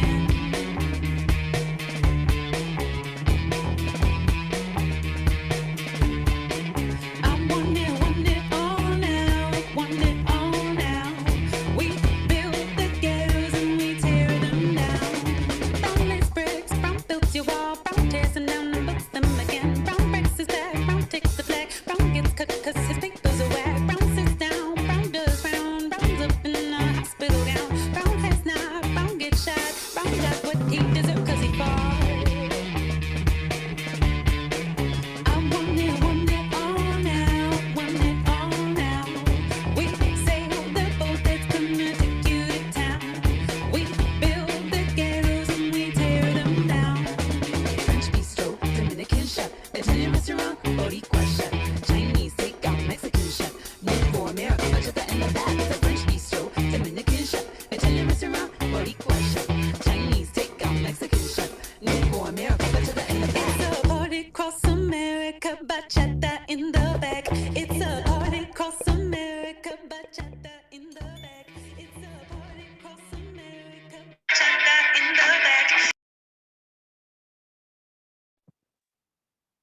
Welcome back, everyone. I hope everybody enjoyed that break. Let me see, want to make sure that everybody's back. I'm gonna give it maybe a few seconds. I don't want you guys to miss this next piece. So welcome back. When we talk about closing cages for brown youth, among the cages are those that our unaccompanied minor youth are sitting in as well. Those children that are separated from their parents. The immigrants' rights movement is powerful, most recently represented by those impacted by the inhumane responses inflicted on them at the border. Yet the intersectionality of youth justice and immigrant rights work is a reality we must contend with. Here to bring us current information is our colleagues from ILRC Immigrants Legal Resource Center, Rachel Prandini. Welcome. Thank you. Thank you for having me. And it's nice to see everyone. Oh, is there really no sound? Someone said that in the chat box. I can hear you, Rachel. Okay. I can hear you. I can hear you, Rachel. Okay, cool. So my name is Rachel Prandini and my colleague Grisel Ruiz is also on. We work at the Immigrant Legal Resource Center, which is a national nonprofit resource center based in San Francisco and with offices in the Central Valley of California, Texas, and Washington, D.C. Thank you so much for inviting us to share about some of our work to end the detention of children based on immigration status. The Immigrant Legal Resource Center as an organization, we provide training and technical assistance on immigration law and policy. We also engage in capacity building with immigrant communities, and we do policy work at the local, state, and national level. And my focus, along with some of my colleagues, is on issues of youth justice, looking at how immigration law and policy impacts children, but then also how it intersects with other systems like the youth justice system, like the child welfare system. And my own background is in representing young people who are in deportation proceedings. And I have also worked in some of the immigration detention facilities for youth in California, providing know your rights work and legal screenings to young people. And a lot of my own clients were also involved in the youth justice system. So we just see a lot of intersections between all of this work. And that's important to our approach to this work as well, to ending child detention. So before, I'm going to talk a little bit about the work that we're engaged in on this subject right now, but I want to just start by acknowledging, that what I'm going to talk about is, it's an absurd reality that our country has an entire system to detain and deport children, and that this is, I know it's not surprising, but this is an entrenched part of our system, that we do detain and deport children. And in immigration proceedings, children are not even given lawyers to help them through this process. So in terms of our work to end the incarceration of children based on immigration status, as I said, we do work a lot across movements and sectors. And the goal of that is really to ensure that as we're working to end detention of children in the immigration context, we're also in partnership with and learning from other decarceration efforts in the youth justice and the child welfare worlds, and connecting the dots with what is happening in adult spaces like adult immigration detention, which we do a lot of work on that as well, and criminal detention of adults. So looking at the issue of detention of children based on immigration status, if a child or a young person is arrested by immigration authorities, which typically does, in large part happen at the border, though it does also happen locally when young people have interaction with the youth justice system, depending on the laws and policies in your jurisdiction, whether or not there's a direct pipeline from youth justice to immigration. But if a child is apprehended by immigration authorities and they are unaccompanied, meaning they don't have a parent or legal guardian who's available right then at that time, then immigration officials will transfer that child to the custody of what's called the Office of Refugee Resettlement. And that's a federal agency that is tasked with care and custody, as they call it, of unaccompanied children. That agency operates immigration detention facilities for children all over the country. I know a lot of us are familiar with them in the areas that we live in. And Most of them are shelter-like settings, similar to a group home, but typically on a much larger scale. And then they also operate more secure facilities, including now there's just one left in the country that is an actual juvenile jail that the federal government rents bed space from the local jurisdiction to have that, what they call secure detention for children. When a child's in the custody of the Office of Refugee Resettlement, that agency works to release the child to an adult family member or friend in the United States so that they can live in the community while they go through deportation proceedings in immigration court. But that process sometimes can take, on the shorter end, I would say upwards of a month, and on the longer end, we've seen it take actually multiple years. And so there are a lot of issues with this agency ORR that we don't have time to go into detail about, but just kind of as a little bit of background about the system.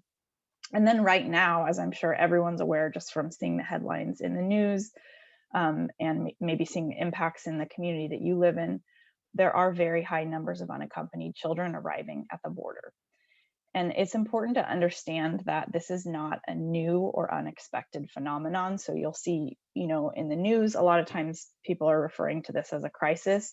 And we're saying this is not a crisis. It's the logical result of a history of destabilizing US foreign policy that continues to this day, and our own federal government's decision to cling on to really harmful Trump era policies that essentially sealed the border to people to be able to come and seek protection in this country. So because the federal government did not prepare to be able to process and provide, temporary housing for the thousands of children and youth who are now arriving without a parent or legal guardian with them, we're now witnessing the government rely on what we would call tried and failed strategies, like opening large-scale influx facilities to process children. Some of them, one that my colleagues in Texas are really involved in has almost 2,000 young people in it, and it's the Freeman Coliseum in San Antonio. And so that's, thousands of young people in one space. And influx facilities have been used in the past when there have been high numbers of unaccompanied children arriving, and they're always set up to be short-term, and they always end up operating longer, and the conditions always get worse and worse at them. And there's a history of abuse in these spaces. We're also seeing the federal government this time try something that's supposed to be slightly different, that they're calling an emergency intake site that is supposed to be even shorter term. And those we're just monitoring at this point to see if they really do stay short term as an alternative to children staying in Customs and Border Patrol custody, or if they become just like other influx facilities. So in response to all of this that we're seeing play out, the Immigrant Legal Resource Center has been providing support to local communities in which the federal government is seeking to open either these influx or emergency intake sites, including, our deepest work is in California and Texas. We've also been helping local communities with talking points, thinking through press releases and strategies for how to advocate with local governments to ensure that communities will have a say in if these large facilities are opened in their communities. And if so, if they are going to be open, how they'll be run, how children will be cared for, and what role the local community can take. And as just an example of the intersection of this work with the work to end incarceration of youth in the youth justice system, in Connecticut, and I see even on this convening, the folks who made this connection for me with advocates in Connecticut, youth justice advocates. In that state, the governor was proposing to use a closed juvenile jail that advocates had successfully shut down, years earlier because of the horrible conditions there for youth. The governor wanted to use that facility to house recently arrived unaccompanied children. And so it was really powerful to see youth justice advocates really quickly come together and demand that this was a completely inappropriate setting for newly arrived unaccompanied children who, are typically have recently experienced some type of trauma, and that this would be like the worst environment for children to be placed into. And they were successful in their advocacy at that site. We're also doing work at the national level, pushing the federal government to end some of the Trump era policies that have essentially closed off our border to lawful asylum seekers And we're calling on the federal government to send staff from Health and Human Services, who are child welfare professionals, to the border, to send more staff to the border to help process and quickly release children so that they can avoid detention altogether. And right now, primarily it's Customs and Border Protection, who are law enforcement, who are doing processing of children. So we're calling on the government to move away from using law enforcement and send people who actually are trained in child welfare. We're also demanding that when necessary for children to have some sort of temporary housing, that they would be housed in small scale home-like settings while they await quick family reunification in the United States. And so we recently submitted a national sign-on letter that I know many of you signed on to the Secretaries of Homeland Security and Health and Human Services. And we have heard back from them, and we're in the process of setting up a meeting with them to discuss these demands in the coming weeks. Some of the challenges that we see in this work are just the complexities when it comes to our demands, because although we do want to end immigration detention for children, there are some young people who arrive unaccompanied at the border who actually will need some sort of immediate care and housing. So we are, have to envision an alternate system that would prioritize welcoming and care rather than what we have seen from our government, which is an approach that really criminalizes young immigrants. So our work has to go, far beyond, as in every other context where people are doing abolition work. It has to go beyond taking down the current system. It has to envision and implement what is the alternative that we're demanding from our government, and how our local community is going to be involved in that. And of course, we also face the challenge of a government that is resistant to change, even though it's well aware that the current system is, has to be overhauled. But at the same time, right now does feel like a moment of possibility in which many people are coming together to brainstorm and workshop new ideas, and in which we have a federal government that is at least willing to meet with us and hear us out on our ideas. In May, we're also going to be co-leading a National Week of Action. And so I will share out the information about that with this group as soon as it is available, just demanding humane and welcoming treatment of unaccompanied children. We also encourage anyone who lives in an area that has or will have a facility for newly arrived children to engage on this issue and ensure that there's accountability and oversight of those facilities, because we know the local communities have to keep an eye on what the government is up to. And we have ideas for how to do this. And so, please feel free to reach out with any questions or if we can provide support. And lastly, we also just want to continue to learn from the decarceration efforts in the youth justice space. So I'm so grateful that you invited us to participate in this convening and help in the work to connect the dots between the criminalization of youth in the immigration system and the youth justice system. So thank you. Thank you, Rachel, for that update on immigrants' rights and our unaccompanied minors. Yes, these systems are like a monster that just warps into something else to keep our kids in, right? So that's why we have to be on our toes, to defend our kids and make sure that these structures are not continuously just used differently. So now we will have several presenters who will speak of unity and 2 examples we want to share about ending incarceration for youth of color, for brown youth. Hernan Carvente-Martinez currently works for Youth First. He is nationally renowned and highly sought after directly impacted young leader who is actively working to close down prisons. He is a national treasure. He has made it his life's work to inspire other young leaders who wrestle with life. He shows his vulnerability as well as his strength, and we are lucky to have him speak briefly with us today. Welcome, Hernan. Can y'all hear me? Yes, Yeah? sir. Okay. Yeah, we can hear you. Sorry about that, everyone. Thank you for the opportunity to speak briefly and share some of the work that I'm doing at Youth First. My name is Hernan Carvente-Martinez. I use he, they, él pronouns, to honor the diversity of just people's identifications in this space particularly. I have to admit that this is one of the few spaces that I have been in a while where that has been super intentional from the jump. I feel like I jump into too many conversations, especially in different states, where we get so quick into doing the work of decarceration that we forget to honor all of these identities. And so really important to be doing that off the jump, off the grip, and really accepting that. The work at Youth First, to be very clear, is a collective. We're not here saying that Youth First is the one out there organizing in all of these 13, 14 states that we're working with right now. We have partners locally who we are blessed to be able to call friends and allies in this work and to be able to support their leadership and essentially really fighting for a world without prisons, particularly youth prisons, and making sure that young people and community members are at the center of that.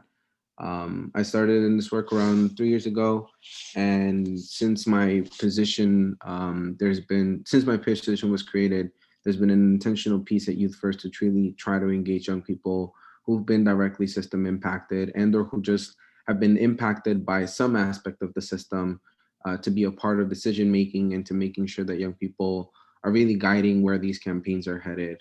Do we do it all the time right? No. Is it a perfect body of work? No. Do we always win? No. And I say those things very bluntly because part of the beauty of doing this work at a grassroots level, of doing it with people who are directly impacted, is that we get to learn together, that we get to make mistakes, but we also get to win together. The work to decarcerate young people right now has really been elevated so much by the work that is happening all around the country. When it comes to young people being engaged in this work, I've come to understand that we can't do this work without actively engaging those that are closest to the problem, and ultimately not just engaging them by having them, be the spokespeople for these issues, but by really asking them, where the solutions lie, and really asking them, if we want to get to a world where prisons no longer exist, then what do we need in your communities? At Youth First, we do something called visioning sessions. I've had the pleasure of being able to engage with young people in the communities of these different states that we've worked in, where we ask them a very straight up question, right? Like, if you had this money that's saved from closing one youth prison, what would you do with that money? And when you tell young people that the cost of incarcerating even one of them might be anywhere between 100,000 to, here in New York, almost $1 million, the things that go in their minds automatically go to buying a home, buying a car. Sometimes it might be something funny like making a World Star video. The endless amount of things that come out of their minds are beautiful. And even the World Star video, right? Because for them, they just want to express themselves. I never look at any idea that young people say and automatically question it. I question myself, however, that as I get older, a lot of the things that I have come to be internalized from this work, from being in it 9 years, is that as I get older, I tend to adultify my vision of what the world without prisons look like. And I always bring up an example in PA where I asked a young person what they would do with money saved from closing a facility there. And he said a paintball courts in every community around Philly. And my immediate default was to say, paintball, why not workforce development? Why not a school program? Why not something that really means, that's going to give you a job or give you income? And his immediate response was like, nah, bro, like that way everybody shoots each other with paintballs and not bullets and nobody will die. I never forget that example, and I will repeat that example till the day that I die, because that example reminded me that as I get older, I cannot try to impose what I think is a solution into a community that I don't know, or try to correct the young person because the issue for him was surviving gun violence. It wasn't him getting a job. It wasn't him maintaining his house. It wasn't him doing anything but literally avoid getting shot. And so I think as we do this work at Youth First, that is one of the key elements of the work that we've done, really support that ongoing conversation with community and with young people, and really empower not just the young leaders in these campaigns, but also the other adult organizers who are there to really make sure that they are the mentors, coaches, and supports to young people, but really elevating the fact that without that intergenerational support and leadership, this work cannot happen. I'm 28 years old now. I turn 29 next month. I'm still fucking up 100 different ways. I'm not completely healed, even though I'm out here claiming, I've been out for 9, I've been doing all this work and I'm out there. I appreciated the way I was introduced, but like I still mess up. I'm still human. And to this day, I'm still learning ways to heal myself and then impart that wisdom to other young people so that they don't mess up in ways that I'm messing up still low key, that nobody sees, because there's this high expectation that we place on directly impacted people to be, you know, always present, always, you know, available to do this work. And the reality is that not all of us are able to do that. And for young people at Youth First, beyond the visioning sessions, what we try to do is really uplift the humanity of young people, and reminding our state partners and everyone who we work with that basic needs need to be met before the work can be done. And that if you don't have basic needs met, which is giving young people an opportunity to actively earn income intentionally, not this shit that white people used to do back when I first got out, like $25 gift card and like YOLO. Yeah, $25 don't cut it in the economy that we live in here in the US anymore, especially under a pandemic. So if you ain't paying young people, you already in wrong for that. I'm just letting y'all know straight up, because that's who I am. I'm very real about that. That's number one for us. I don't try to really impart, you know, anything onto young people that I don't think would be helpful for them. I try to uplift whatever they think is their gift, their skill, and try to build around it instead of trying to impose a body of work on them. Try to get them to own the body of work that they want to do and connect it to the work that we're doing with these campaigns. And is it always clear cut and pretty? No. The beauty of doing this work and not trying to do it in the systematized way of doing things is that it allows us more room for creativity. It allows us more room for these campaigns to be truly organic and intergenerational. And it also keeps us adults in check, because even as I get older, I keep telling myself, bro, I need to like keep onboarding a bunch of young mentors, because these young people are going to keep me grounded and they're going to keep me young. And they're going to keep me from becoming the very problematic adults that I grew up experiencing when I first got out at 20 years old, 9 years ago. And so I will end with that thought, which is that as we continue to do this work at Youth First, and in partnership with other campaigns to abolish the youth prison model, we're being very intentional that it requires not just that visioning and intergenerational and basic need support. It also requires an intentional need for us to talk about healing and radical vulnerability. As you all just heard me, I speak my mind in whatever way, you know, it comes from the heart, and I try not to ground myself so much on specific lingo or try to write everything down, because this work for me has not been written down. How to do this has not been written down. How to learn through half of the stuff that I've learned has not been written down. A lot of it has had to be to trial and error.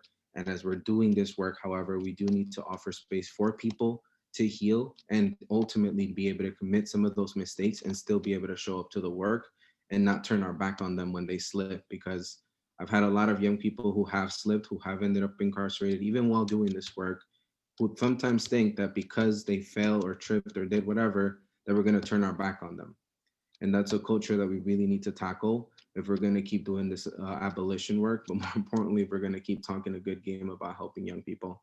And so I just want to honor that. I want to honor all of the campaigns that have been a part of the work at Youth First, and really just saying that like the work is them.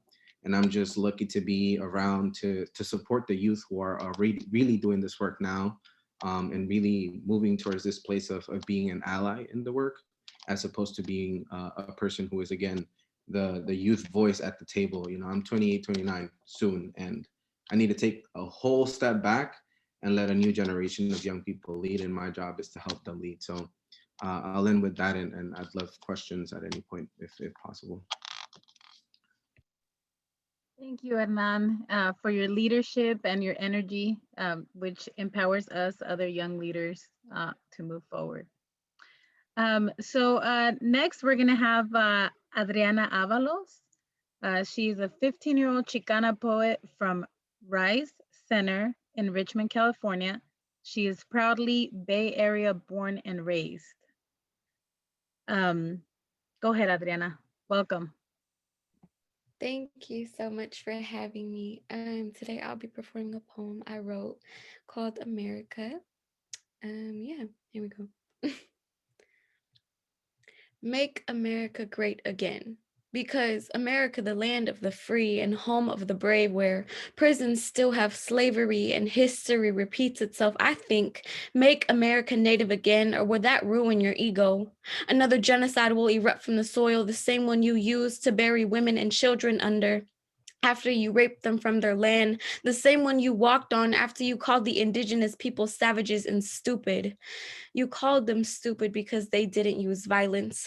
First act committed by you, even though they gave you a place you could go to for safety, helped you with anything you needed, yet you stripped, enslaved, murdered, raped, and forgot every life in America. You did not discover it, you ruined it. The screams you caused will never be forgotten because the land I was born on is Ohlone. Respect it.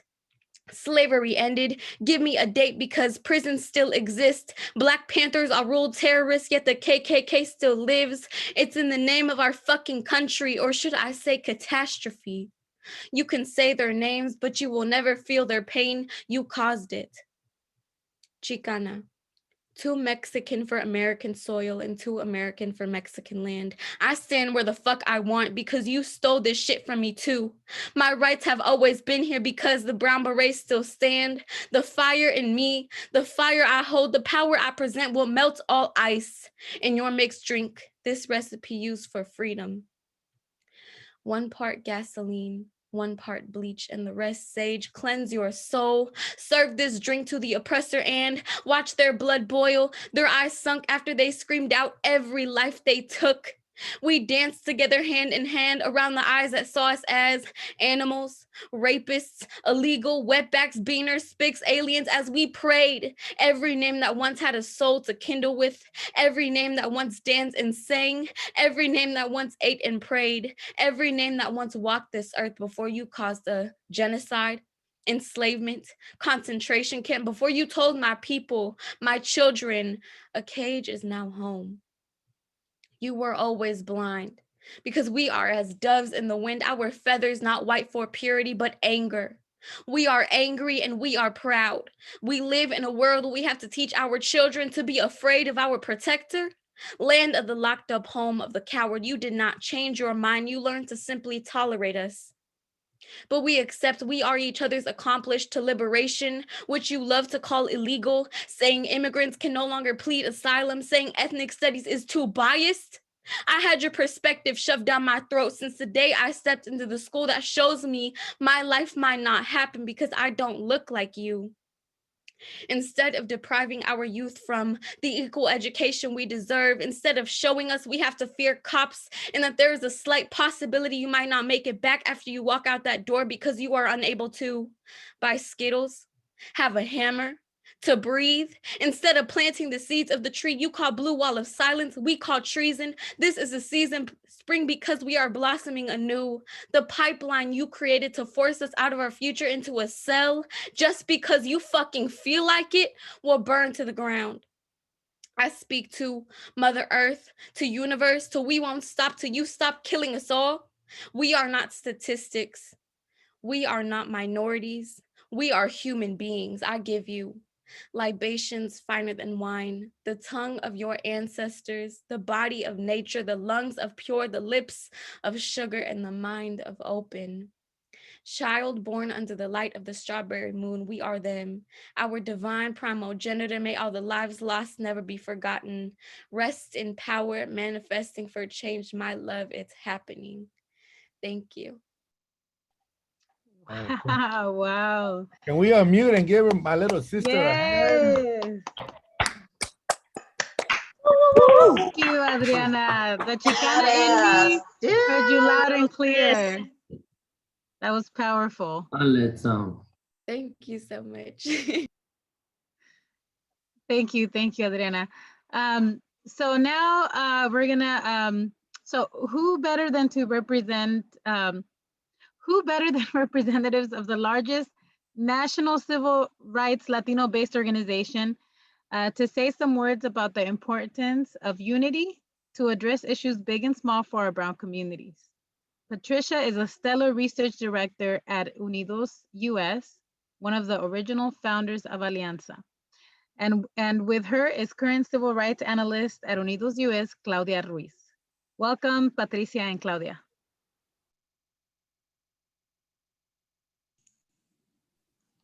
Hey, can everybody hear me? Yep. Perfect. Well, thanks so much for that introduction.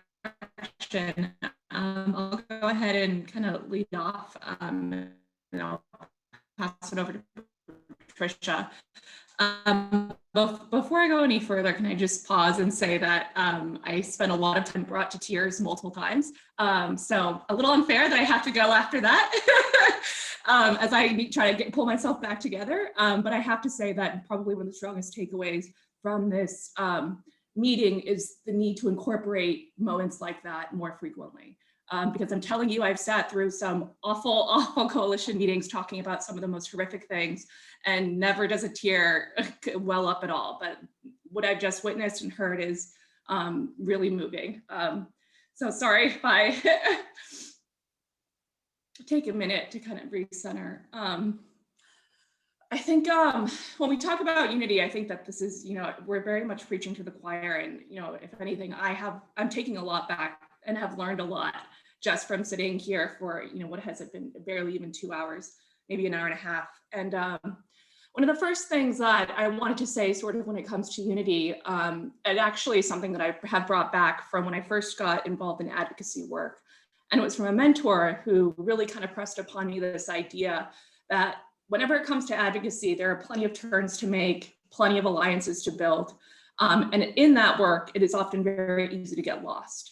But as long as we continue with a vision that is centered on the most marginalized communities, the most marginalized within our communities, that then we can't really go wrong, that we cannot be led astray. And now I think that I also don't have to I'm also preaching to the choir when I say that it is no coincidence that the most marginalized within our communities also happen to be intersectional, right? As we've heard so many of our speakers talk about LGBTQ youth, immigrant youth, young girls, SOGIE youth. I would even go, to talk about disabled youth. There are so many different intersections at play when it comes to talking about, incarceration. And while I don't necessarily work on youth incarceration, youth justice specifically, I definitely can say that that applies when it comes to adult criminal justice reform as well. So when we talk about unity, I think, again, kind of centering intersectional communities and populations is yet another way to foster unity, right? To make sure and create space so that we're making sure that we're including a range of perspectives, to make sure that solutions, as Hernan was just kind of mentioning, making sure that we're not, sort of staying allegiant, being led by our allegiance, which can sometimes be blind to a certain solution or to a certain way of thinking or to a certain way of doing things. I think that very much, as again has been demonstrated by this call, we're very much at a precipice of changing not just the way that processes are done, but even by the way that we think about processes. I think I want to point to a moment in the video that talked about, right, this white supremacist structure that we're having to operate within. And the idea that part of this change, as we advocate for change, is being united in a vision that changes even the languages and the codes that we're using. And I think, again, that this paper, this project, the idea that we even have to put a name to what it is that it's being erased, right, to the kids that are being erased, is very much the start of that work. I also kind of wanted to say really quickly, I think when it comes to, national level advocacy and really kind of making change and getting change done at the government level, especially, on Federal Hill. I'm based in DC, so, it's kind of up the block for me. One of the most important things is really kind of centering, again, the fact that we are kind of very much creating a language to talk about, to name a problem that has continued to be erased. And as long as we continue to point to that, as long as we continue to be able to uplift what exactly it is that these gaps and these problems are and the far-reaching implications they have for so many people, so many communities, and so many kids, I think that that's really where the good work can really start being done. And I think the more that we use tools that we do have, such as this report, such as these videos, such as the leaders on this call at this very large 100-person table, I think that's really, as long as you're grounded in that unity, that really is where the difference can really all be made. And again, like I want to mention one other thing, and that's this idea that, you know, perspectives are diverse also regionally, right? So the fact that the stronger that we can spread this nationwide from country to country to really start finding daylight between us, between our groups, between our organizations, not just in a certain state or even a certain region, but even, you know, across all 50 states is really where a lot of the strength is going to lie in order to bring in that necessary momentum to affect real change. I'm sorry, that might have been a little rambling. I'm going to now try to collect myself. And in the meantime, I want to thank all of you for your guys' really hard work and leadership and including us in this conversation. I'm totally open to working more alongside all of these wonderful, wonderful, strong human beings. And with that, I'll pass it over to Patricia and find a tissue. So thanks again, everyone. Thanks, Claudia. Hi, everybody. I also am still feeling Adriana, and I'm just so incredibly thrilled to see how many people are here. And, you know, the organizers just did so much work to get us here. I just want to quickly say, you know, as you know, I've been working with the Alianza for I think around 6 years, and what I truly, truly appreciate is how everybody in the Alianza really center our work in our values, and we hold ourselves to those values. So whether we're talking about dignidad, respeto, cultura, interconnectedness, many of the words that have been used throughout this call, I think that's important. And, you know, both Claudia and I are in DC, and we're a place where you don't often talk about those values or root the work in them. So Marcia mentioned at the beginning the duality of our work. And so I just thought I would, you know, throw out there that, yes, we definitely have strength and unity, but the duality there is also there's our strength in diversity, our own inner diversity. And I think we really need to embrace that diversity. So whether we identify as Latino, as Hispano, Latinx, Mexicano, Taíno, Indigenous, Chicano, Maya, LGBTQ, Two-Spirited, et cetera, et cetera, et cetera. I think we're living in very fraught times. So there are a lot of internal conversations about what is the appropriate term. And I think that we need to remember that our people all over the country and throughout Latin America identify differently, and it's important to respect that. And obviously also young Latinos across the country have very diverse experiences. So we're talking about Central American immigrant youth crossing the border, or Central American immigrant youth living in Georgia. Their experiences are clearly going to be quite different from fourth generation Chicano youth in California, or transnational Puerto Rican youth in New York. Whoever you're talking about, those experiences and understanding and respecting the diversity of those experiences is really important. I think that's one of the reasons we really wanted to add story collection to the report, because this is a way of humanizing that diversity. So just going back to our core values, I think we really do need to continuously center healing and create the space to hold and respect our individual truths while building collective unity. And if I could just add one more thing, I think part of that collective unity is how can we be adequately identified through data, given all this diversity, right? So somebody mentioned a little earlier on that the census categories and a lot of different categories and surveys, et cetera, are imperfect for collecting race and ethnicity data. And this is a critical question, and it's not one that's going to be easily resolved tomorrow. There is no correct answer. You know, and it's not just a youth justice issue either. This is an issue that all Latino organizations are dealing with. And so I think, as some of you know, the Census Bureau has tried different ways to capture race and ethnicity data in better ways, but it's still not perfect. And one thing that I would just throw out there is that the folks who are creating these categories, so whether you're talking about the Census Bureau or other folks in the government, non-government, they change and they perfect their ways of collecting data through time when advocates make enough noise and say, look, these are our experiences, please do better. So I think, that's one of the ways in which we can really contribute to, I think several people have referred to the fact that we're living in very unique times where all these questions are sort of being thrown out. And I think the Alianza here has a role to play in this specific question. Thank you. Thank you, Patricia and Claudia, for the work that you do at the national level for our Latinx community. So a critical victory in our field took place recently in the passing of SB 823, the closing down of DJJ. This was no easy task, and few other states in our country have accomplished it. Courageous leadership, base building, and the centering of directly impacted leaders had a lot to do with this victory. Israel Villa demonstrated his unique, effective capacity to build the movement, sustain it toward success. He is here to share some words about this win and the huge implications for Brown youth. Israel, welcome. Thank you, Joanna.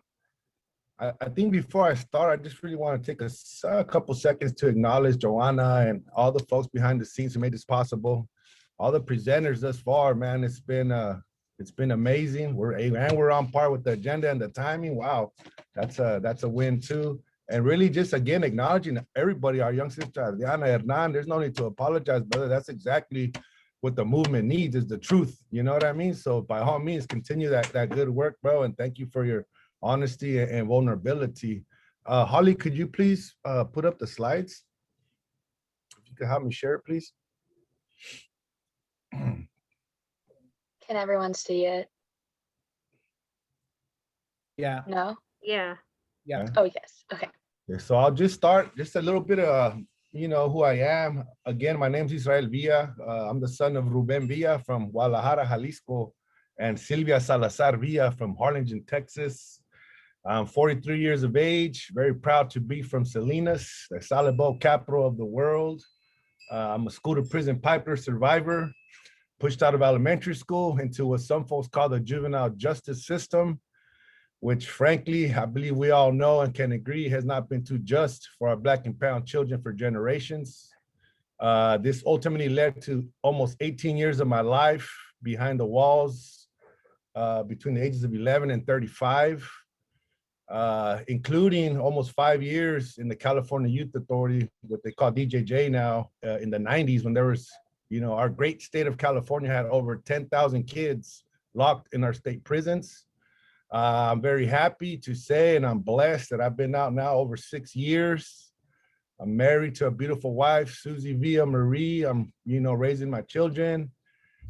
Just became a grandfather almost 3 months ago. Very happy and proud grandfather. And it's a true honor and a pleasure to be here today to talk about representing foremost our alliance, the California Alliance for Youth and Community Justice.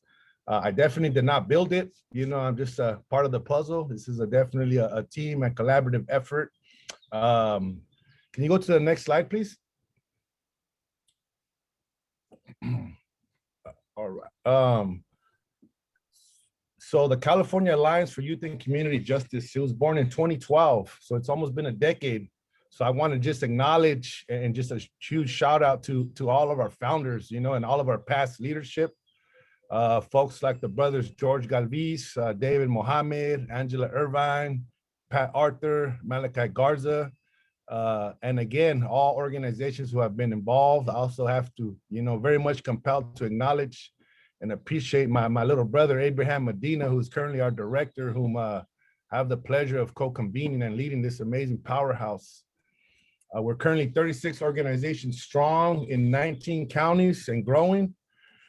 We're an alliance who centers the voice and expertise of our formerly incarcerated brothers and sisters, system-impacted youth and emerging leaders, system-impacted-led community-based organizations, community organizers, etc. Although our hard work and successes have definitely come through the collective efforts of our entire coalition and partners. Our strength, as it's been stressed already, and we've heard a few, important comments, it definitely comes from our unity, our shared values, our passion and commitment to end youth incarceration of all of our Black and brown kids and all of our young people, period. I also have to acknowledge our Black and brown elders and circle keepers, you know, folks from National Compadres Network, our Brotherhood of Elders and Healing Generations, and a bunch of other maestros and maestras who have really helped us, you know, helped us in with the cultural wisdom, the medicine, and this concept of healing that I've been made aware of. I also want to say, if you'll notice that this medicine has been going on for us this entire time. You know, there's I know for myself, different emotions surface from these conversations, you know, some prayers, and this smoke helps it take it where it needs to go, you know, but also a lot of triggering and a lot of tears. I also got emotional when the young sister was sharing with us earlier. So this is, again, this medicine will stay on just to help us all when those tears want to come or those emotions come. Next slide, please. So SB 823, which is, we said the closing DJJ the right way. And I want to share that initially the administration, there was a big announcement by governor that we were going to end youth incarceration as we know it. I think a lot of us, I know me, I kind of bit like a guppy and was all excited thinking that was going to happen, right? But what they initially tried to do is basically realign it. They wanted to close it down and send our kids to the county and give all the money to probation, you know. So we, as an alliance, had to really, you know, organize and all those crazy hours and weekends and late nights and all that to push back. And through a lot of work, a lot of hard work, a lot of organizing. Again, I can't stress how important collaboration is. We were able to get SB 823 passed. I really hope that our alliance can serve as a model to the rest of the country of what it means to center the leadership, the voices and participation of directly impacted people, system impacted youth and young leaders at all levels of dismantling state prisons and transforming these harmful systems. We got to dream beyond bars and create what is needed in our communities. And as Herman said, you know, those who are experienced or impacted, those closest to the problems, we know are always, I think we've proven that we're closest to the solutions when we are truly embraced, when our expertise and our leadership is embraced. I believe we've shown our success and our strength, you know. So again, it's very much important that we center, that we create space for system impacted folks to join, not only join the conversations, but really lead the conversations and the solutions. Next slide, please. I'll share. So unfortunately, because of the pandemic, we had a virtual convening at the end of last year. There was over 100 participants. Again, our orgs and counties were represented. And we had a process to prioritize these three things here because I think like many of us, you know, we're focused on working on this or that, but in reality, we're doing a bunch of things, right? A bunch of different kind of work. We're supporting, you know, adult reform. We're supporting our immigration folks, so on and so forth. But one thing that was something that we know, and I think everybody can agree, is that although we've been getting like huge victories every year, at least since I've been home, we haven't really had a time or a focus to focus on implementation. It seems like every year we're reacting to something big, whether it's, you know, probation trying to all of a sudden raise the age, or just different things. So we had a process and we agreed that we were going to prioritize these three things. And one is the implementation and the coordination of SB 823, the investment in emerging leadership among formerly incarcerated and system impacted people to amplify collective power, and developing our learning space towards abolition. I can't stress again how important it is for us as a movement, for those of us representing organizations and community-based organizations, to create opportunities and like sustainable wages, you know, like we, as Hernan kind of hinted or mentioned, you know, I too was spent probably my first year or two being invited to a lot of conversations, sometimes a stipend, sometimes no stipend. So again, it's I strongly feel that our expertise needs to be acknowledged and compensated just as any other expert in the field. Next slide, please. I'll share just quickly our North Stars as an alliance is one is to develop alternatives to youth incarceration and system involvement through making central the use of community-based healing, focused youth development responses to youth accused of crime, reduce and then end the incarceration of young people, reduce and then end the practice of sending youth to the adult system, create a transformative, decolonized narrative about us and our communities. Next slide, please.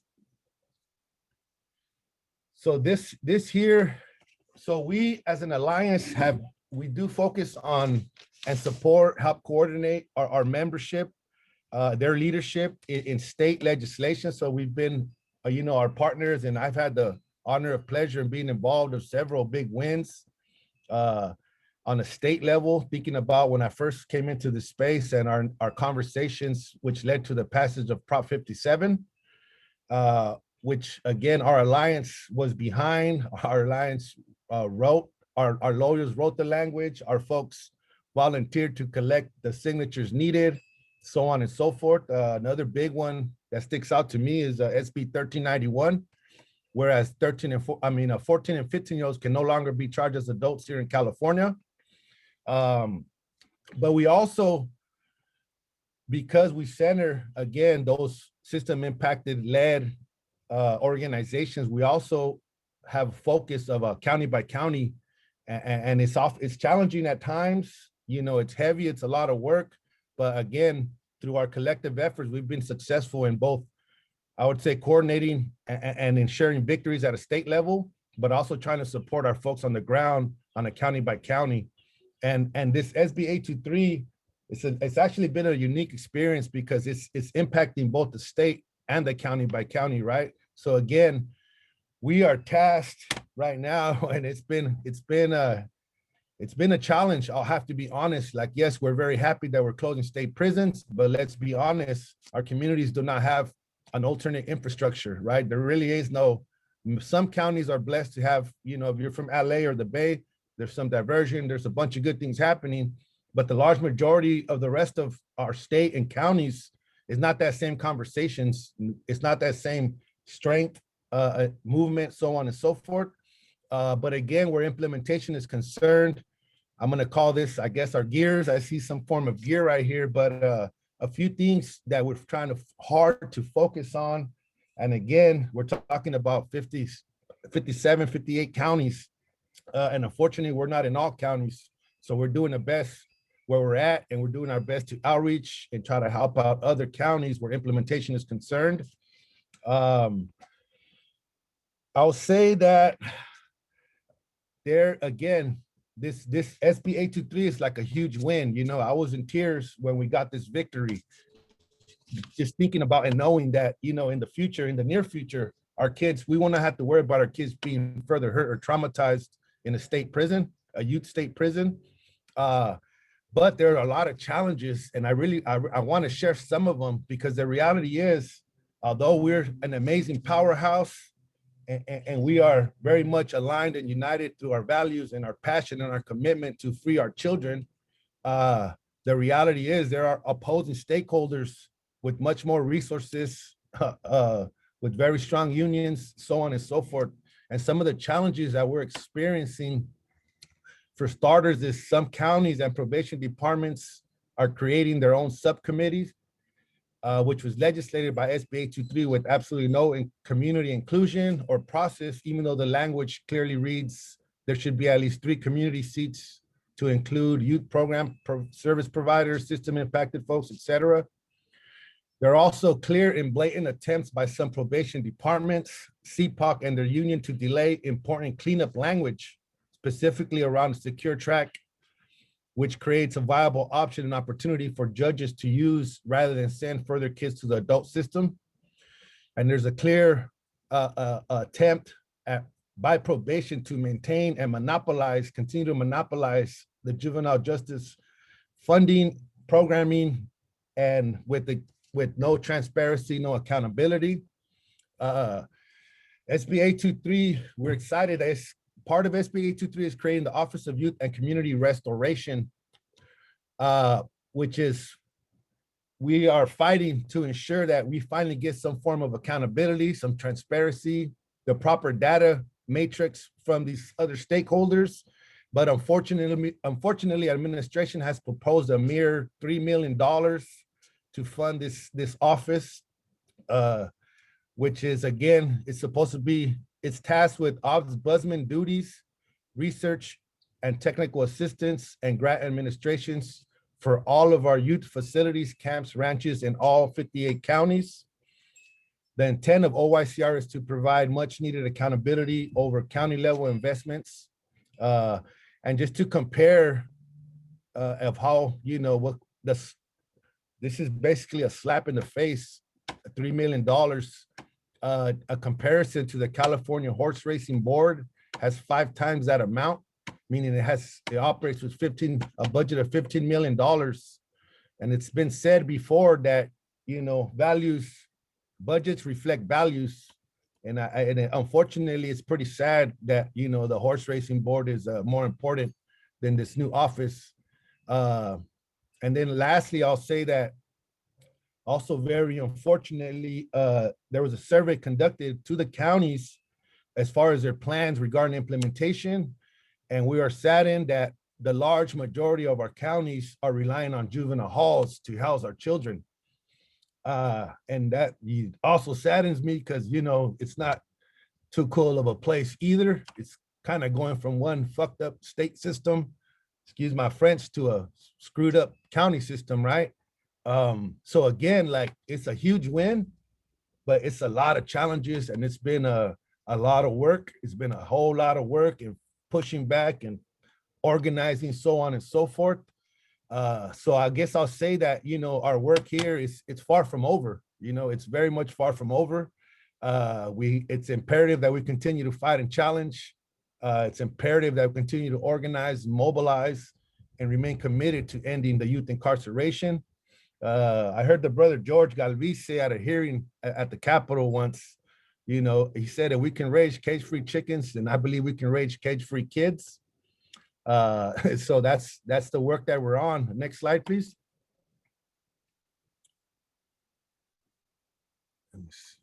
Okay, I guess, and then here it's just, we know that we do not have a youth justice system. We have a racist youth punishment system. We know that it must be dismantled and abolished. We must reimagine justice while we cultivate a culture of transformative and healing justice and continue to move towards our collective, towards our collective vision of community-based responsive that uplift all youths, that all youth may be supported and have equitable opportunity to thrive. And I've got my email up here, and I'm pretty sure my time is probably up. On the next slide, my email should be there, israel@cycj.com. I also got Abraham's, but just feel free if there's any questions or follow-ups. I will do my best to be responsive. And that concludes my part. Thank you very much. I don't know if we have any time for any questions or not, but thank y'all. It's an honor and a pleasure to be here with y'all. I hope. Thank you, Israel. Eres una inspiración. Let's take a deep breath, everyone. You've heard a variety of short, brief presentations address the importance of unity-based building, the ending of incarceration for Brown youth, and the centrality of healing in all this work. Now is an opportunity to share your thoughts and impressions. We will be conducting these breakouts to allow for more time to discuss within small groups. And here are some questions to frame your discussion. Please answer 2 of these 3 questions. Given your work or your organization's work, what is or can be your contribution to end incarceration for Brown youth? How can we, the Alianza, strengthen and or magnify what you do? What is the one thing in unity we can do together? You will also find these in the chat box. Happy discussing, and I'll see you guys back in about 10 minutes. Sergio, Carmen, Maestro Jerry. Okay, I think we're back. I think we're all back.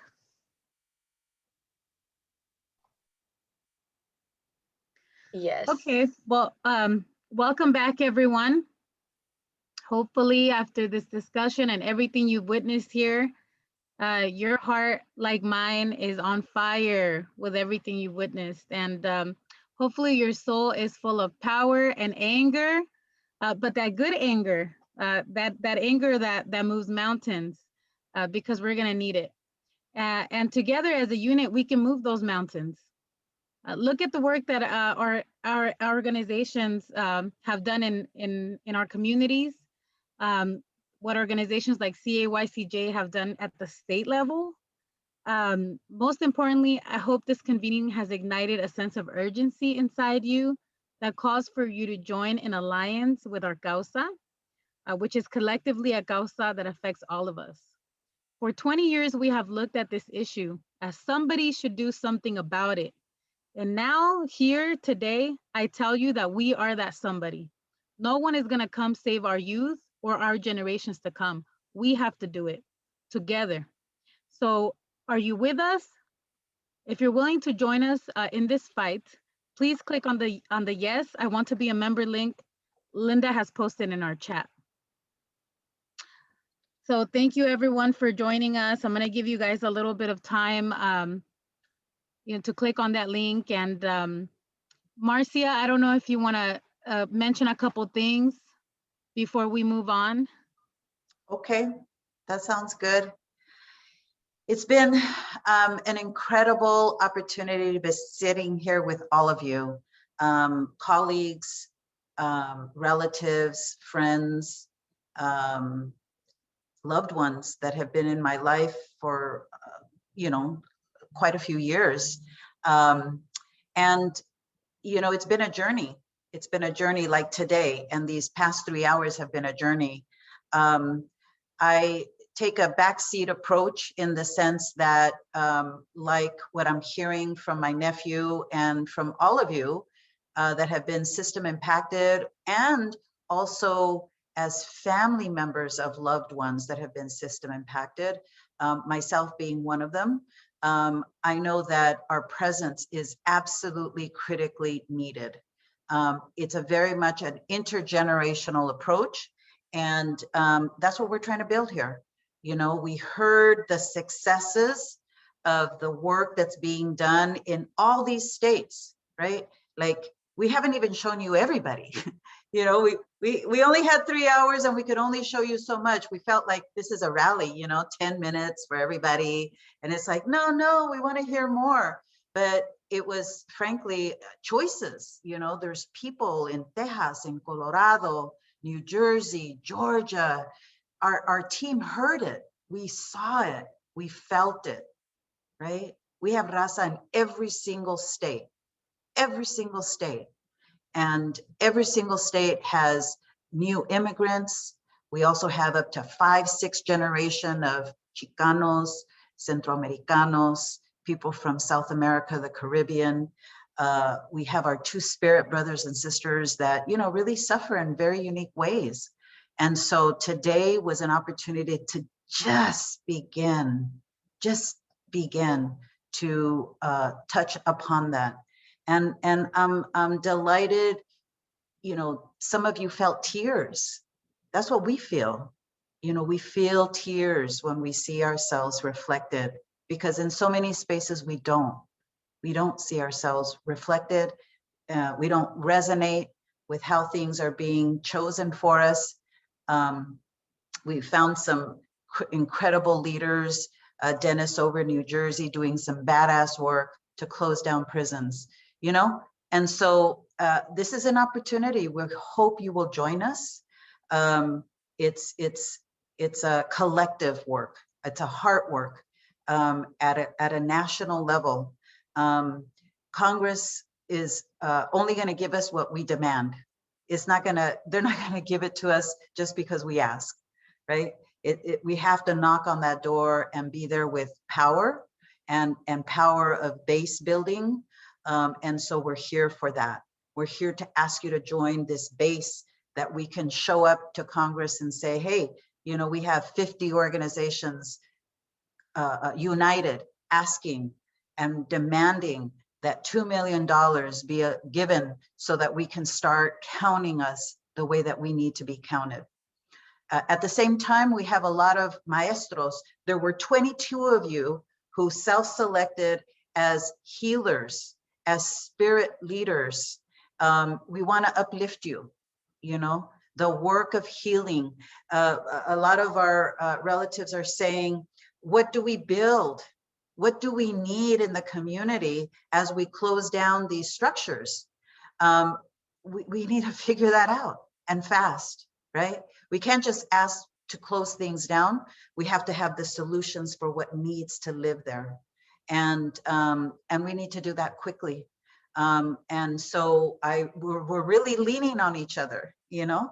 We're really leaning on each other to pull up, put out there, our brothers Cisco and Jerry and all these other relatives from the National Compadres Network doing healing work. We have a bunch of other people, maybe Jeanette, Hermana Jeanette, and people from New York have some really beautiful models of work that they're doing. And so what I'm saying here is we need each other. It's the we, right? We need the we, all of us. And so I'm gonna stop there because I know we have an hermana here to close us up in a really beautiful way. And I want to pass it back to Joanna. And thank you, Tlazocamatli, to each and every one of you. It's been just a beautiful journey being here with you. Thank you, Marcia. And now for our closing intention, I have the honor to present Maestra Maria Cosio Molina. Hello, Biali, Amishpancinko, Nawanotoka, Maria, ni Chane Vaiseboy, ni Karpolitio Shikali, ni Oemetla Manalka. I just want to, first of all, express my gratitude to you all for allowing me to come and share some of this space with you, to be able to listen to some of the work that you all are doing. And it feels really lovely to see you all and to be able to hear your expressions. We're all part of the same milpa. You know, I hear a lot of talking about community. We're all part of the same garden. We're the people of the maíz, you know, we're the people of these territories, the people del sol. We're the caretakers of the earth, and we're the caretakers of the future generations. And so as a garden together, we grow from the seeds that our ancestors left for us. And you all are scattering some really beautiful seeds out in the world. So thank you all for the work that you do. I just wanted to be able to share a little bit of a closing for you all. I know that you've been working really hard to be able to just schedule your time to be here, some of the presentations, but even prior to that, you know, all the work that you've been doing in the community, it's amazing. And I heard so much talk about like the struggle, tears, anger, fire, all of those things, you know, so I just really appreciate all of that fire. I appreciate all of that passion and everything that you're doing. So I'm just gonna close this out for a little bit. But first, if we could just kind of prepare our bodies to be able to kind of give and receive some of this love and beauty. Just try to get your feet nice and grounded to the earth, you know, just kind of let yourself sink into your chair and really feel the love of the earth as she holds you as one of her children. Keep your feet nice and grounded so she can share some of that healing energy with you. And if you feel comfortable, maybe taking a deep breath, just inhaling some light, inhaling love, inhaling and breathing out that fire, the passions that you have. Inhaling the knowledge and the wisdom that the ancestors left for you to be able to make the world a beautiful place where our future generations can flourish. So just try to breathe in, Just try to relax, embrace some of this love. Just wanna acknowledge our Father, Son, Tata Tonati, Laso Kamati. Thank you for your light. Thank you for your energy. And thank you for giving us that source so that we can continue to grow and to fulfill our life obligations and our mandates here on this earth. Laso Kamati, Totlaso Tlanansing, Oshomoko, Toaltepe, Tlamanalco, or whatever place you reside. Thank you, Mother, for your love, for your nurturance, for your healing energies, and the way that you continue to nurture us and give us survival here on this earth. I want to thank all the life givers, all the energies, all of the teteo that keep us alive and that sustain us and give us the nourishment that we need, that give us the ideas that we need, that give us the passions that we feel in our hearts so that we can flourish those and manifest those onto this earth. I ask the life givers to continue to provide for all the brothers and sisters here who are all part of this same garden. I ask that you give them that fire that they continue to need to walk on this path. I ask that you give them those opportunities to be able to breathe, to be able to cry, to be able to feel anger, but also to be able to feel joy, to be able to feel hope, and to be able to realize all the visions and the promises that the ancestors have left for us, all of the things that we see and learn from the stars. I ask for them to be able to lay their heads in bed at night and to be able to feel peace and comfort. I ask that you continue to give them the energy that they need to be able to wake up every morning, greet the sun, and put one foot in front of the other and engage in this dance that we call life. And for all of the things that you promise us. You promise us life, you promise us love, you promise us beauty. And I ask on the behalf of my relatives here that you also give them the promise of justice, which is what they work for as warriors, as caretakers of the people, as caretakers of humanity. I ask that you give them that justice. I ask that you continue to give them that light, and for all of us to be able to inhale that light and that love and that fire into every single cell of our bodies so we can continue to leave those seeds and to watch them flourish, and so we can continue to move forward in the liberation of our people, the healing of the earth, the healing of the water, and all the things that we need so that we can live to our fullest potential, and so we can be that vision that our ancestors had of us. Paso Kamati to all of you. I really appreciate, again, allowing me to be here. All this medicine that you've created in this space for yourself, you know, it's a gift and it's a promise from those that came before you.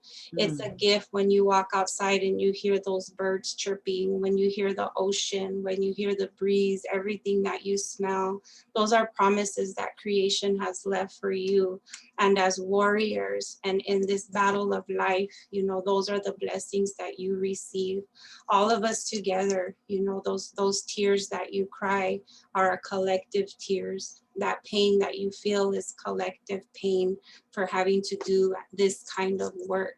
And I just want to honor you and thank you for doing that sacred work, because that's what it is. And I just ask that all of you make sure that you breathe, take care of yourself, take this medicine home, all of the things that you learn, and hug your abuelos, hug your grandparents, your parents, anybody who's your caretaker, your children, your students, the youth. Say I love you to people that you don't even know, people who are strangers, people that you just see and want to help. Say I love you to them, because you are medicine.